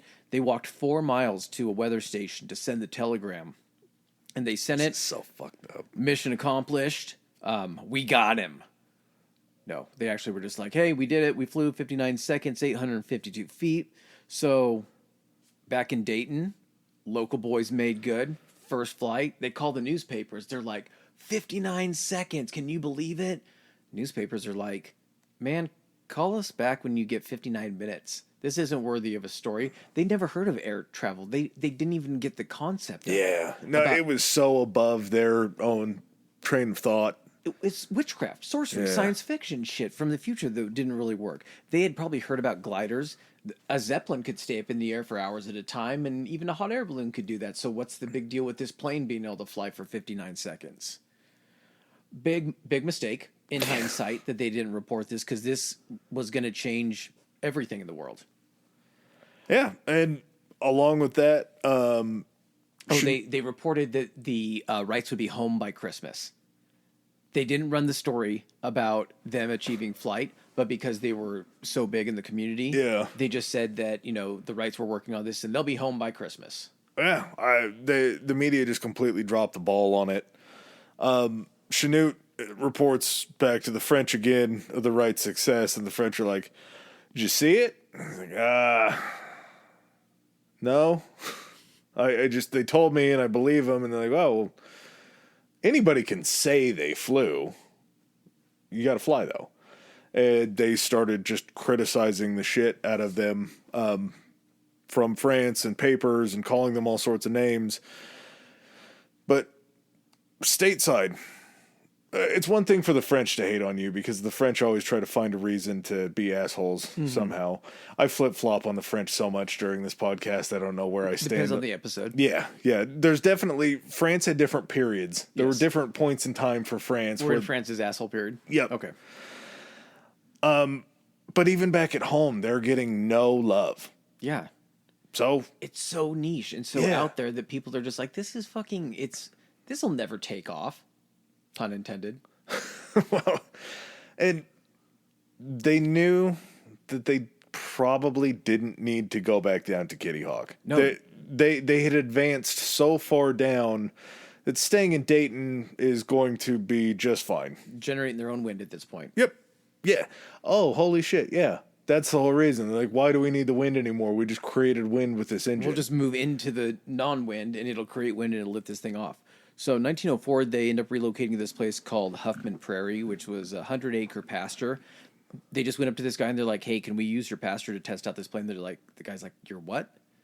They're like, our plane. He's like, oh, you're going to pay me? And they're like, yeah. And he's like, do whatever the fuck you want in the pasture. I'm not using it right now. But don't scare my cows. Yeah, there's a pretty good possibility we're going to scare the shit out of your cows actually doing this.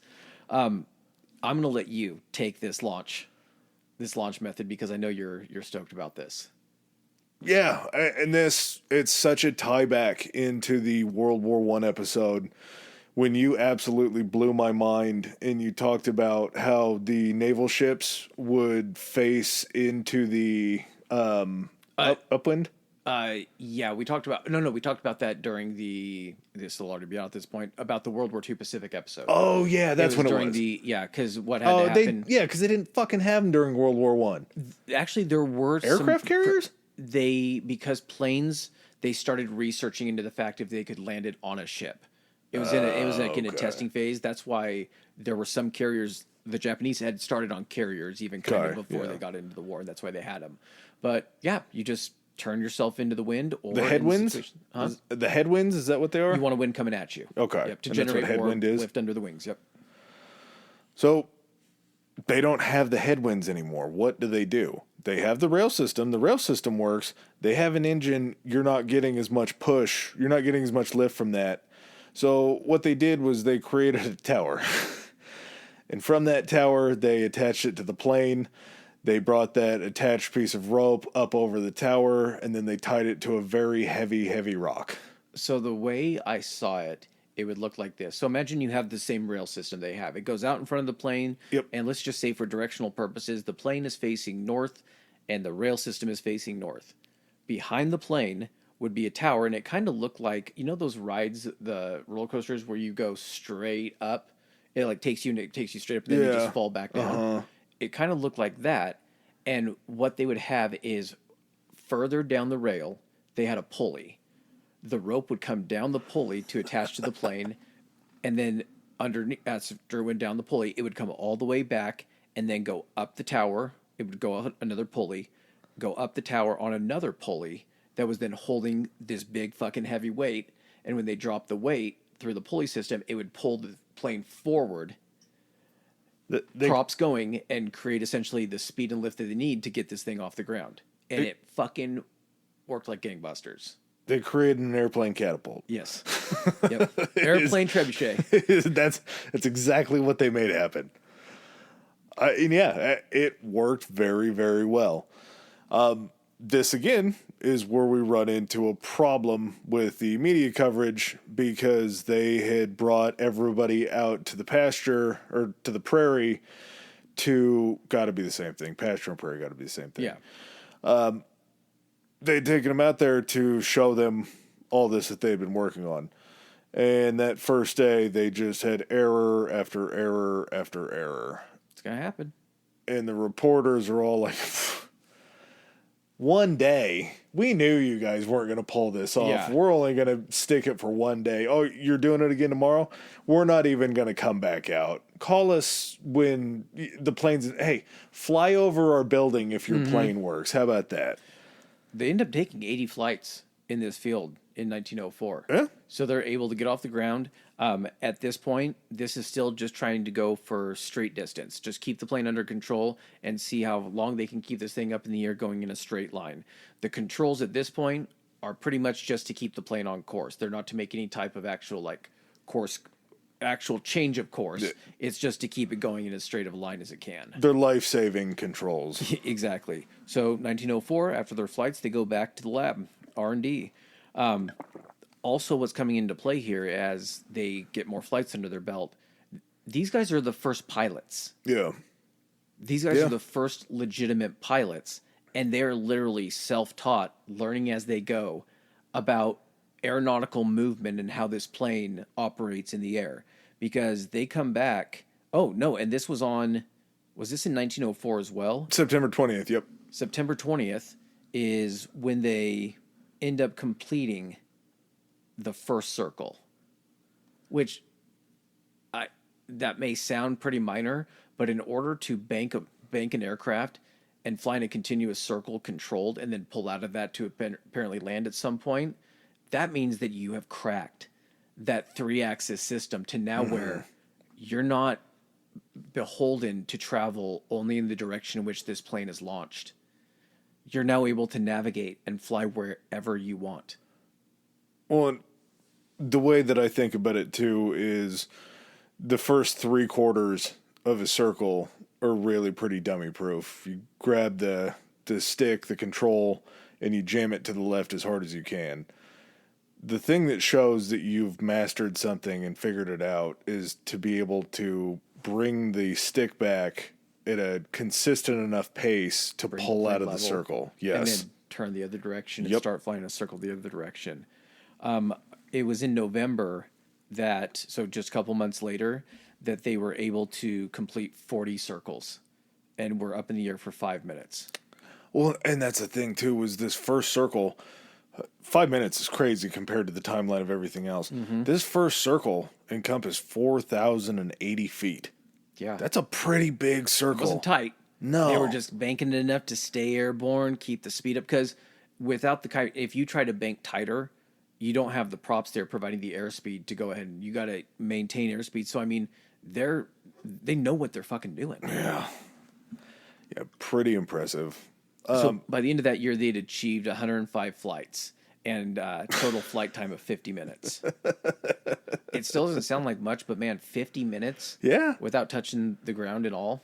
Yeah. And you got to think things are going faster.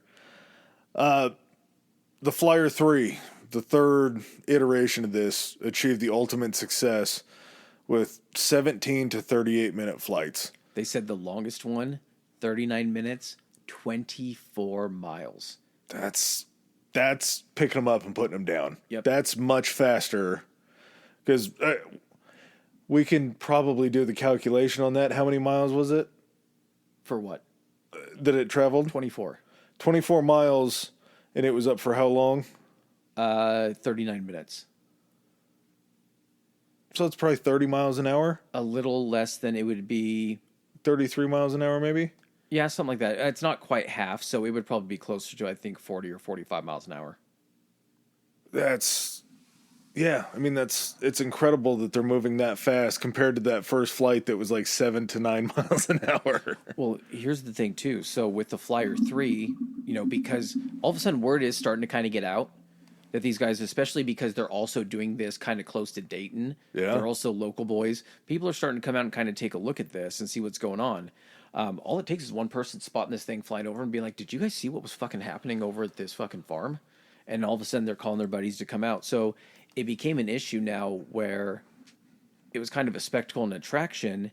And because they hadn't patented this kind of stuff, secrecy started to really become a priority. Before, no one really believed that they were going to be able to do this, and no one was impressed. No one had any interest in it. Now that you've achieved this, you have a lot of eyes coming on you. And when that happens, you're going to get a lot of eyes that are going to try to replicate this or steal your ideas to be able to manufacture this stuff on their own. Well, and to kind of point out earlier, maybe it was a blessing in disguise that the media kept abandoning their coverage of them. Mm-hmm. Because if the media is unimpressed, nobody is going to start to see what they're doing until they've kind of mastered what they're doing. No one that's not driving by that field. Yeah, and seeing they're you actually up in the air. Way more incognito mode with the media just kind of writing them off. So, they've got this thing down. Who do you go to try to sell this? You go to the U.S. government. So they offered the government to actually, I don't know if it was to sell the patent or to make planes for them or exactly what it was. But regardless of the offer, the government was like, nah, we don't really want part of this. We're good without the airplanes. We don't think this thing's going to go ahead and pan out. Idiots. We had just also invested somewhere in the neighborhood of between $70,000 and $80,000 in this guy. You may have heard of him. He was the secretary of the Smithsonian, Sam Langley, who basically has failed to produce any results even after providing him $80,000, which compare the two when you have 1900 or 1901, the Wright plane costing $15 and coming up to this point now that they're able to do this. And you had this guy Langley who couldn't do shit with fucking $80,000 at that time. He got a cool name out of it, though. I mean, for all that money, they got a plane called the Aerodome. It was a tremendous failure. It wasn't. It was just the dome. Aero suggests that it takes to the skies. It was just the dome. And because of this, the Wrights are just completely overlooked. So what are you going to do? Oh, sorry. I missed this on the board. This probably helps. That Wright Flyer that they had first made, 605 pounds. Okay. So the one that blew over and took Daniels for a ride, 600 pounds is a massive jump from. It is. And it's even crazier that it was so aerodynamically designed that a strong gust of wind could catch it and carry and shred that thing down the beach at 600 pounds. Yeah, to pick up 600 pounds, that has to be a really, really strong wind. And also a plane capable of really catching the wind. Yeah, definitely. So where were we at? We are in 1905. We just ended there with them being overlooked. We are going to jump ahead about 3 years. And the reason we're jumping ahead is after this came down to a point when they started getting fucking peeped on and everything like that, they pretty much went into recluse mode. And they were still researching. They were still designing. They didn't do a lot of testing. I think they kind of had an idea that they knew what they were doing as far as like the actual flight, the controls, all that kind of stuff. So this 2 years or 3 years was basically just spent honing and refining and making these things better, working on the engine, working on the airframe, but not making a ton of changes to what this thing actually was, because at 1905, they had achieved. Now they just needed to make small minor tweaks to be able to do this. This was their R&D phase to kind of hone everything in. This was their leave us the fuck alone. We don't want anyone stealing our ideas while we try to get a patent for this thing. So in 1908, there was a lot of things going on at this time. 1908, all of a sudden the U.S. government looks over across the pond and sees the British and the French taking an interest in these aeroplanes and their application and not wanting to be left behind. Basically, they begrudgingly go back to the Wrights and they're like, all right, listen here. We'll give your little airplane a shot, but it's got to fit a couple conditions. This thing has to be able to hold 2 passengers. Wait, they made sure to specify 2 male passengers. Yeah. That's the only people going up in this thing. The last time a woman flied, we threw him off a cliff and called him a witch. Yeah, exactly. Might be some bad feelings about that. It had to be able to travel 125 miles in one flight, and it had to be achieving an average speed of 40 miles per hour. So based upon, if we're going back to 1905, close. I mean, if you think about kind of extrapolate the progress that they made over each year, you would factor in 3 years that like, should be a no fucking brainer. Well, they also were like, we don't really like having all these conditions put on us. So I think what we're going to want to do is, I think maybe we'll just head over to France and see what the French have brewing over there. So they end up in it's the French flight at Le Mans, correct? Yeah, and which I learned was a place because of the F1 episode that you did. I would have bet my life that Le Mans wasn't that old. Mm-hmm. It's old as hell. Yeah. F1, just like you were talking about, and this is how I know that I couldn't question it. It's that old. Yeah. Racing cars was that far back. As soon as they got engines, man, they started seeing how fast they could fucking go. Which probably saw the exact same iteration with planes. Yeah, exactly. Like, it did. Speed kills, man. The faster you can go, the faster you can either travel somewhere or get away from something. So what happened in France? French were talking shit. French were writing some articles. Oh God, I forgot the French word that they used for them. One of the things that they said about them was they kept this question of were they flyers or liars. Mm-hmm. And they would print that in the papers. Wilbur goes over there. He takes the boat because he's taking an airplane across the sea in a boat so he can fly it in another country. Bluffers. The bluffers. Yeah. Bluffers. Yeah. That's a dirty bluffers. That word actually makes me more angry than bluffer or flyer or liar. Like it's a strong word. But he's going over there via boat, ends up getting over to France, and has to basically try to put his plane back together when the customs agents sort of maybe were a little bit too careless with some of the parts of the airplane. There was some question as to whether it may have been some French sabotage, which I think sabotage is definitely a French word. Saboteur, yeah, definitely. Yeah, gotta be. And also, just to mention, right before they actually went over to France, because they needed to make sure that this shit actually all worked, all the improvements Oh, that yeah. they did actually return back to Kitty Hawk privacy. They weren't going to be disturbed there. There weren't going to be a bunch of people out on the island trying to steal their shit. So they did go ahead and do some testing out at Kitty Hawk just to make sure that when they did end up showing up in France, they weren't going to embarrass themselves. Has to feel good to go back to your old stomping grounds of something so good. Well, and what ends up happening here is, from the information that I heard, so Wilbur was actually the one to go to France, and Orville was actually going to stay and test for the Army because they had these two contracts going at the same time.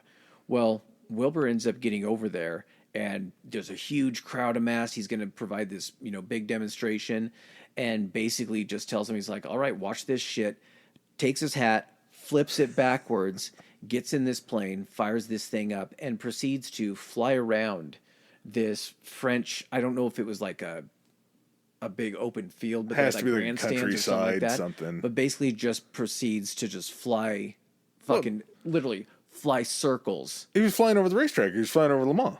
Oh, that's right. So, yeah, where they were racing cars, he was racing an airplane above the track in the sky. And at that point, the French are like, fuck yeah, airplanes.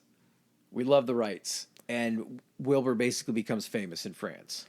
Well, and the deal, too, that I'm sure Wilbur had to flip his hat backwards to look as badass as possible, is as he's over there trying to reconstruct this airplane, and it's taking longer because shit got broken in customs as it came over, they're just like, oh, so this was all just a joke. Like, he just came over here, and he was supposed to do this 2 weeks ago, but he's still trying to put his little plane back together. I just see him popping out from behind the engine with, like, grease on his hands and everything, and them just being like, oh, so I guess it does not work. It must be broken. He finally gets it going, and he just turns his head back. So he's like, step back, you frog-eating motherfuckers, and watch me put this thing in the air. Yeah. And he put on a show. It was enough of a show that later on, I think after they'd gotten an extension on their military plane kind of training, Orville and Kate come over with Wilbur, and they basically go on like a tour of Europe. It was just like the goddamn Beatles of the sky. Mm-hmm. They were out there just anywhere that they could go. They went up to Britain from France. Oh, God, do you think they flew across the channel? Fuck no. Fuck no. That would have been a real would have been, and they do take an aquatic themed adventure here coming up, but hell no, that would have been fucking baller. Yeah, but they definitely didn't take that to arrive on the island of Britain in the first airplane via coming over the cliffs of Dover. Yeah, dude. Cliffs are looking like kind of high. You want to pull this thing up? It won't pull up. Turns out we actually found the max height this goes in the air, the max altitude we can reach. But eventually, and this comes a little bit later on, I didn't get the year on this, but they take a trip into Germany. And they actually fly for the Chancellor. They took, I believe it was like the Crown Prince of Germany up for a flight. Yeah, it was a 2-seater. It wasn't just laying down anymore. They developed it now where it had two, and you were sitting. Yeah, and they had two for the Army. Yeah. So they kind of figured that out. But that seems a little foreboding that they went over to Germany and showed them flight for the first time. A young boy was in the crowd going, oh, when I take the power, I will have an army of these Luftwaffe. Those look like Luftwaffe planes. I like tiny mustaches and planes, yes. So back in the States, Orville is doing his thing too, and is testing for the military, and basically is just flying fucking circles around the military as well.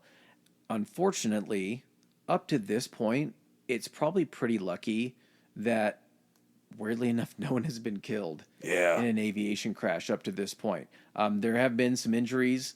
There was a point where I can't remember if it was Orville or Wilbur, but one of them did end up getting in or am I getting ahead of myself, where he gets in a crash and ends up like breaking his hip? I believe it's Orville. Was it Orville? Yep. Okay.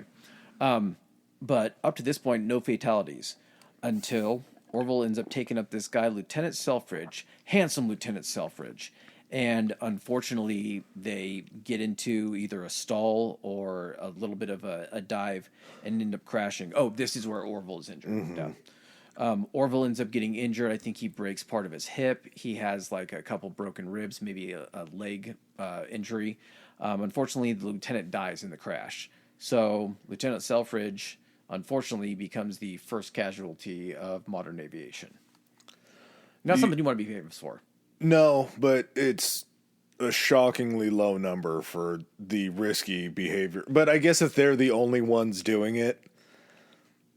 I mean, shit, man. We're all the way, if you're thinking about it, we're 8 years into the development of this and no one has died. Yeah. Pretty fucking good. I'm sure into the development of the automobile, it was probably pretty fucking quick before someone got run over or hit. People got hit by fucking carriages. How many people got, we've talked about carriage incidents. Yeah. Hit by motor car. So, they say air travel is extremely safe. Apparently that's always been the case, is that air travel has been extremely safe. There was a time that I'm sure we'll get to in like the 50s. We talked about it during the DB Cooper episode. During DB Cooper times and a little bit before, taking an airplane, a commercial airplane, was very, very dangerous. Yeah. But, I mean, at this point in time, that's kind of the other thing, too, that I just realized when we were talking about it. They were kind of the only game in town. Like, if anybody was going to die in an aircraft incident, That's it was true. only going to be on their watch. I was going to say, it would be them or the people riding with them. Yep. So, October 4th, 1909, before that, in 1909, they were invited by, Taft? Yep. So they're invited by President Taft to receive awards. So they're getting national commendations from the president for inventing a form of travel. Yeah. For advancing and doing it for America, essentially, for advancing the fucking science of aeronautics and aviation. This feels like a kiss-ass move. This feels like a, hey, we're sorry. Prize. Maybe stop going over to Europe and seeing those guys. Stick around here a little bit. You can come chill at the White House. Listen, so any future advancements, we'd like you to make those in-house. So if you guys could just hang out here and not really provide anything else over to any of those other countries that we could at some point go to war with, yeah, that'd be great. So the Army takes them up on that. Was the military prize 25,000 plus 2,500 for every mile per hour they could achieve over 40 miles an hour, and they end up doing that, Crushing it. Yep. One of the things that they did as they start kind of going on this like weird country tour, of these exhibitions, is October 4th. What I was getting at is Wilbur makes a flight up the Hudson River in New York and then back down. And what does he circle? Statue of Liberty. He circles he goes out that far. Yeah. Oh, this is also the situation in which they had the canoe slung under. Yep. Just in case. Yes. So that's what I was getting at with the English Channel. They actually slung a canoe underneath the plane. So if they had to end up going down, they had something to float on. Not to float the plane, but to then detach the canoe from the plane and just float in the canoe. But fortunately, didn't have to use that and landed on Governor's Island. They're riding on top of the world right now, man. Their celebrity has got to be at an all-time high. The entire world is captivated by them at this point, and other countries are now taking essentially their example, and everyone has got, this is, there was the bike craze, the bicycle blow up. This is now the airplane blow up that's happening here. But unfortunately, just a few years after that, Wilbur contracts typhus again, or was it Typhoid fever, I believe. Is typhus and typhoid different? They sound pretty close. Unfortunately, contracts typhoid fever, and on May 30th, or is that when that's when he died, yeah. Yep. May 30th of 1912, at 45 years old, ends up dying. So, if you're going to go out, he goes out climbing the mountain. He's still going up at this point. What's very unfortunate, though, is that his partner in crime, the guy he's been his other half for his entire life, Orville ends up surviving him and living for quite a long period of time, which we kind of had this debate of what do you think his feelings on that were? Would he have rather gone out earlier or closer with his brother? How was the rest of his life? The fact that he, throughout his life, got to watch flight advance to such a level that prior to his death, he got to see Chuck Yeager break the sound barrier in a jet using the same types of controls that him and his brother had invented, and seeing that all other aviation took a page out of that. I mean, you got to talk about the Howard Hughes thing. Yeah, I wanted to save that for the end just because it's okay. Gotcha. It's such a perfect send off for him. And one thing that we kind of skipped over a little bit, which I think is something that was such a big deal for him, but such a bad deal for him at the same time. So, run back May 22nd, 1906. They're granted the patent for the airplane. Okay. But not the patent for the airplane. They're granted the patent for new and useful improvements in flying machines. And just like you were talking about earlier, they didn't patent the airplane. They patent the control mechanism for the airplane. That 3-axis, whatever it was. So this 3-axis patent essentially makes hell for them because everybody is now trying to do this. It's like the microchip. Yeah. When someone invents the microchip, tries to put a patent, everyone's looking for a way to circumvent that patent by inventing something that's very similar but just different enough to be able to essentially get around that patent. Or at the same time, if you have companies, again, these are the Wright brothers. They're, aviation pioneers, celebrities and everything, but they don't have the resources that maybe some of these huge, millionaires and billionaires have, that have these companies that are like, I'd like to get into this fucking flying game. So they have lawsuits and they're in legal battles consistently trying to go ahead and defend this patent. And it wears so much on Orville just having to continue this fight to protect something that him and his brother created. Now doing it without his brother too. Yeah. It just wears on him to the point to where in 1915 he actually sells the company. And I think it's probably just to distance himself away from something that's caused him so much strife in his life now. Mm-hmm. I think he kind of wants to move into a different sector instead of building things. He wants to start. That was him and his brother's thing. Yeah. This was him, and without him, maybe the motivation just wasn't there anymore. Totally. Also, you got to think that, like, they're kind of like two halves of a genius whole, and by losing his brother, he's missing half of that information and half of that genius that maybe helped him see things that he didn't see. And that's got to be discouraging too, and been like, I can't fucking do this without him. And vice versa. Had he died and it would have been Wilbur that was alive, it probably would have been the same thing. Like, I can't do this without him. Great chance they were each other's emotional stabilizers. Yeah. So he goes ahead and sells the company. He makes his last piloted flight sort of in 1918. And then he became a board member for, I only wrote down the acronym, the NACA. I'm going to take a shot at this. The National Aeronautics Conference of America.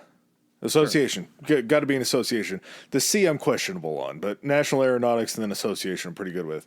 For the next 28 years of his life. So he is seeing the advancement of his baby. He's watching his child of air travel grow up before his very eyes in this governing board position. This is what Chris was talking about, and this is so damn cool. Howard Hughes, supposedly, I actually saw this on a genealogical site. I don't have any reason to not believe it. Howard Hughes is Wilbur, the Orville family. No. The Wright family. The Wright family's fifth cousin once removed. Mm-hmm. I don't know what removed means. Somebody smarter than me can explain that to me. I don't know how that all works. But to have any familial ties. Yep. It's kind of like, you got to wonder, going back to the Howard Hughes episode, I don't know how I missed that in the research for that, but that had to be something that drove him into that, I think. From a young, if his family had that claim, again, his money was made from like drill bits or tools and oil stuff, but at the same time, to have that in your lineage for your family, he probably grew up on those stories about him being connected to them, and looking at that and having the resources. He was like, well, fuck it, I'm just going to do the plain shit then. And he became the fucking father of modern air travel. And the two fathers had met because Howard Hughes flew something called the Lockheed Constellation. It was like the first commercial airliner. Yeah. Went back east April 19th, 1920. On the return flight, which I don't know if it was April 9th or April 20th or when it was on that It's day. 420. Yeah, We're I'm going going to with call it 420. 420 sounds like the right number. He goes ahead and makes the return flight with Howard Hughes, and at a point in time, he actually gets... He stopped coming back, and he stopped in Dayton. Is that where it was? Yep. Okay. Yep, he stopped in Dayton. And probably picked him up, Yep. and that's where they left. And he flew with Howard Hughes on his last flight. And they said that he actually took the yoke for a little while. It's fucking poetry, man. Yeah. It really is. It's like this weird full circle poetry and almost a weird passing of the torch. We have another circle. Can you even like... I'm trying to fathom that. You're Howard Hughes from his perspective. And you are going to literally... in a modern plane at the time that is able to provide not intercontinental, that would be in the same, intercontinental air travel. And you are literally sitting next to and flying next to the guy that invented powered flight. That you're loosely related to. That you're also loosely, it's got to be this weird lineage, pride, sense of just like, that's got to be just the, like, yeah, this is my fifth cousin, but this guy actually invented flight, and now look at me. Now I'm flying him. I'm flying him, and I'm inventing shit. Yeah, dude. To think about all the shit that Orville saw in his life, like you were talking about, the breaking of the sound barrier, the first flight over the Atlantic. He's alive to see this shit happening out of what he created. And those are the good things. And those are the things I think that he probably, and just like we were talking about, he definitely took pride in doing that, I think, for him and Wilbur. I think that was his vision for what might happen, is that people might fly one day. Let's flip it over to the other side and probably the stuff that he didn't possibly envision. And that's the fact that as soon as something is invented, we've talked about this so many times on this podcast, the first place that it goes to is being weaponized by the military to try to kill people. And that, man, from the time that the Army gets the contract in 1908 to 1917 or 1916, when World War I kicks off. 1915 is when it kicked off, That's right. And America didn't come in until later. That's right. But the fact that airplanes, and we covered this during the World War I overview episode, go back and listen to that one if you haven't already, but airplanes completely changed the way warfare happened. You couldn't, it was surveillance now. Yeah. You could scout, you could surveil your enemy, you could look at troop movements. You can now fly over enemy territory and drop bombs. Nowhere was safe. It completely changed. It did, without trying to not put weight on this. This changed the entire world as we know it. Do you know they say that every day there are like 100,000 flights that are landing or taking off on a daily basis? Yeah. I mean, I figured that number would be incalculable, but I guess there's enough data to be able to do it. But to think that I wouldn't even have to say every major country. Every country has an airport, right? Yeah. Except for, even Antarctica would have to have one, right? A small one. Yeah. Yeah. So that number has to just be so fucking huge. And yeah, it's a massive number. I could definitely believe that. Like, that's not one of those numbers. It's so common. Yeah. People don't bat an eye at air travel anymore. No.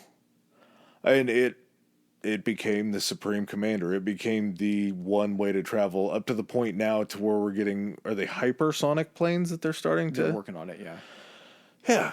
Hypersonic airplanes. Hypersonic commercial airplanes is where we are now. To close another very fun loop that I thought was pretty incredible and really nice to see. Oh, we didn't discuss when he actually died. Oh, okay. So Orville ends up dying January 30th, 1948, so just a few years removed from World War II, of a heart attack. 76 years old. He made it 76 years. They said natural causes, and when I first heard that a few times, I panicked because 76 doesn't seem like a natural causes type time. But I guess if you're old and you got a bum ticker and you have a heart attack, is that just natural causes? Yeah. I Because guess it's just your heart wearing out. I could go with that. Yeah, to close an even bigger loop in the aeronautics. Well, I was going to say, because I was looking at the date that he died, and I was like, holy shit, when did we break the sound barrier? Because, in World War II, the only people that had the jet aircraft were the Germans. Yeah. And we left World War II with prop planes.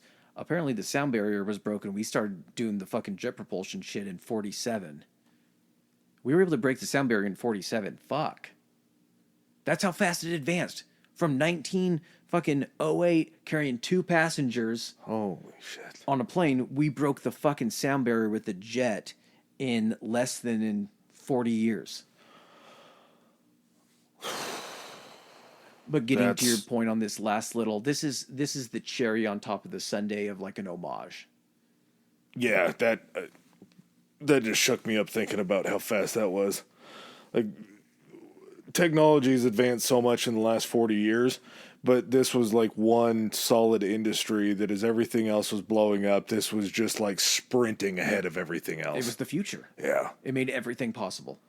Yeah, we get up to 1969, so again, not far off from his death. That's, 21 years? Neil Armstrong carried a piece of the muslin cloth from the first glider with him as he landed on the moon. So just that homage to air flight and travel, that once they made it to the moon, a piece of that glider made it to the moon. We wouldn't be poetic. Here without that. Yeah, yep. We wouldn't be anywhere close. I like ending it on that. Yeah. I don't think we can end it any better than that.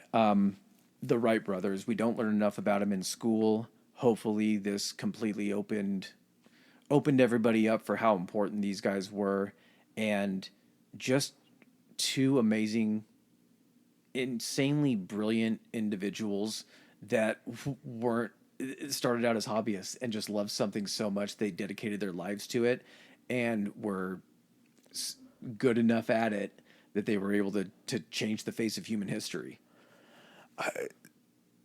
These are the kind of people that do this shit. Yeah. Just these are the kind of people you want to do this shit. You don't want to hear a story about somebody that studied for so many years and they achieved this, which is awesome. But at the same time, yeah, good for them. I get what you're saying. Good for them, but from a story standpoint, these guys, fucking blue collar, fucking aviation pioneers. That's what's fucking cool about it is they did it their way and they did it just the 2 of them. This is what you want to see a movie about. Exactly. All right, man. You got anything else? No. Very cool episode. Oh, yeah. I guess one more thing. This whole episode and idea was just strictly born out of all of the times that we've talked about flight and all of the war episodes and Howard Hughes and everything like that.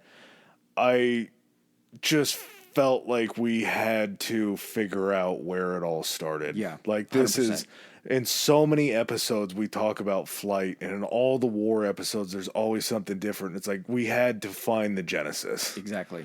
And these guys did not disappoint. Yeah, definitely not. Well, thanks again for joining us this week, guys. We'll catch you on the next one. Peace. All right, ladies and gentlemen, thanks for joining us for another episode. If you like what you heard, hit that subscribe and like button. Follow us. If you didn't like what you heard, still hit that anyway, because we'll probably cover something in the future that you do like. Please follow us on our social media. Adam, hit them with it. Our Instagram is historically high pod, historically high pod, and we are on Twitter at historically high. That's historically HI. All right. And if you guys want to send in any feedback, suggestions, hit us up on those 2, or you can even do it on Gmail. It's historicallyhighpodcast@gmail.com. Thanks again. Peace.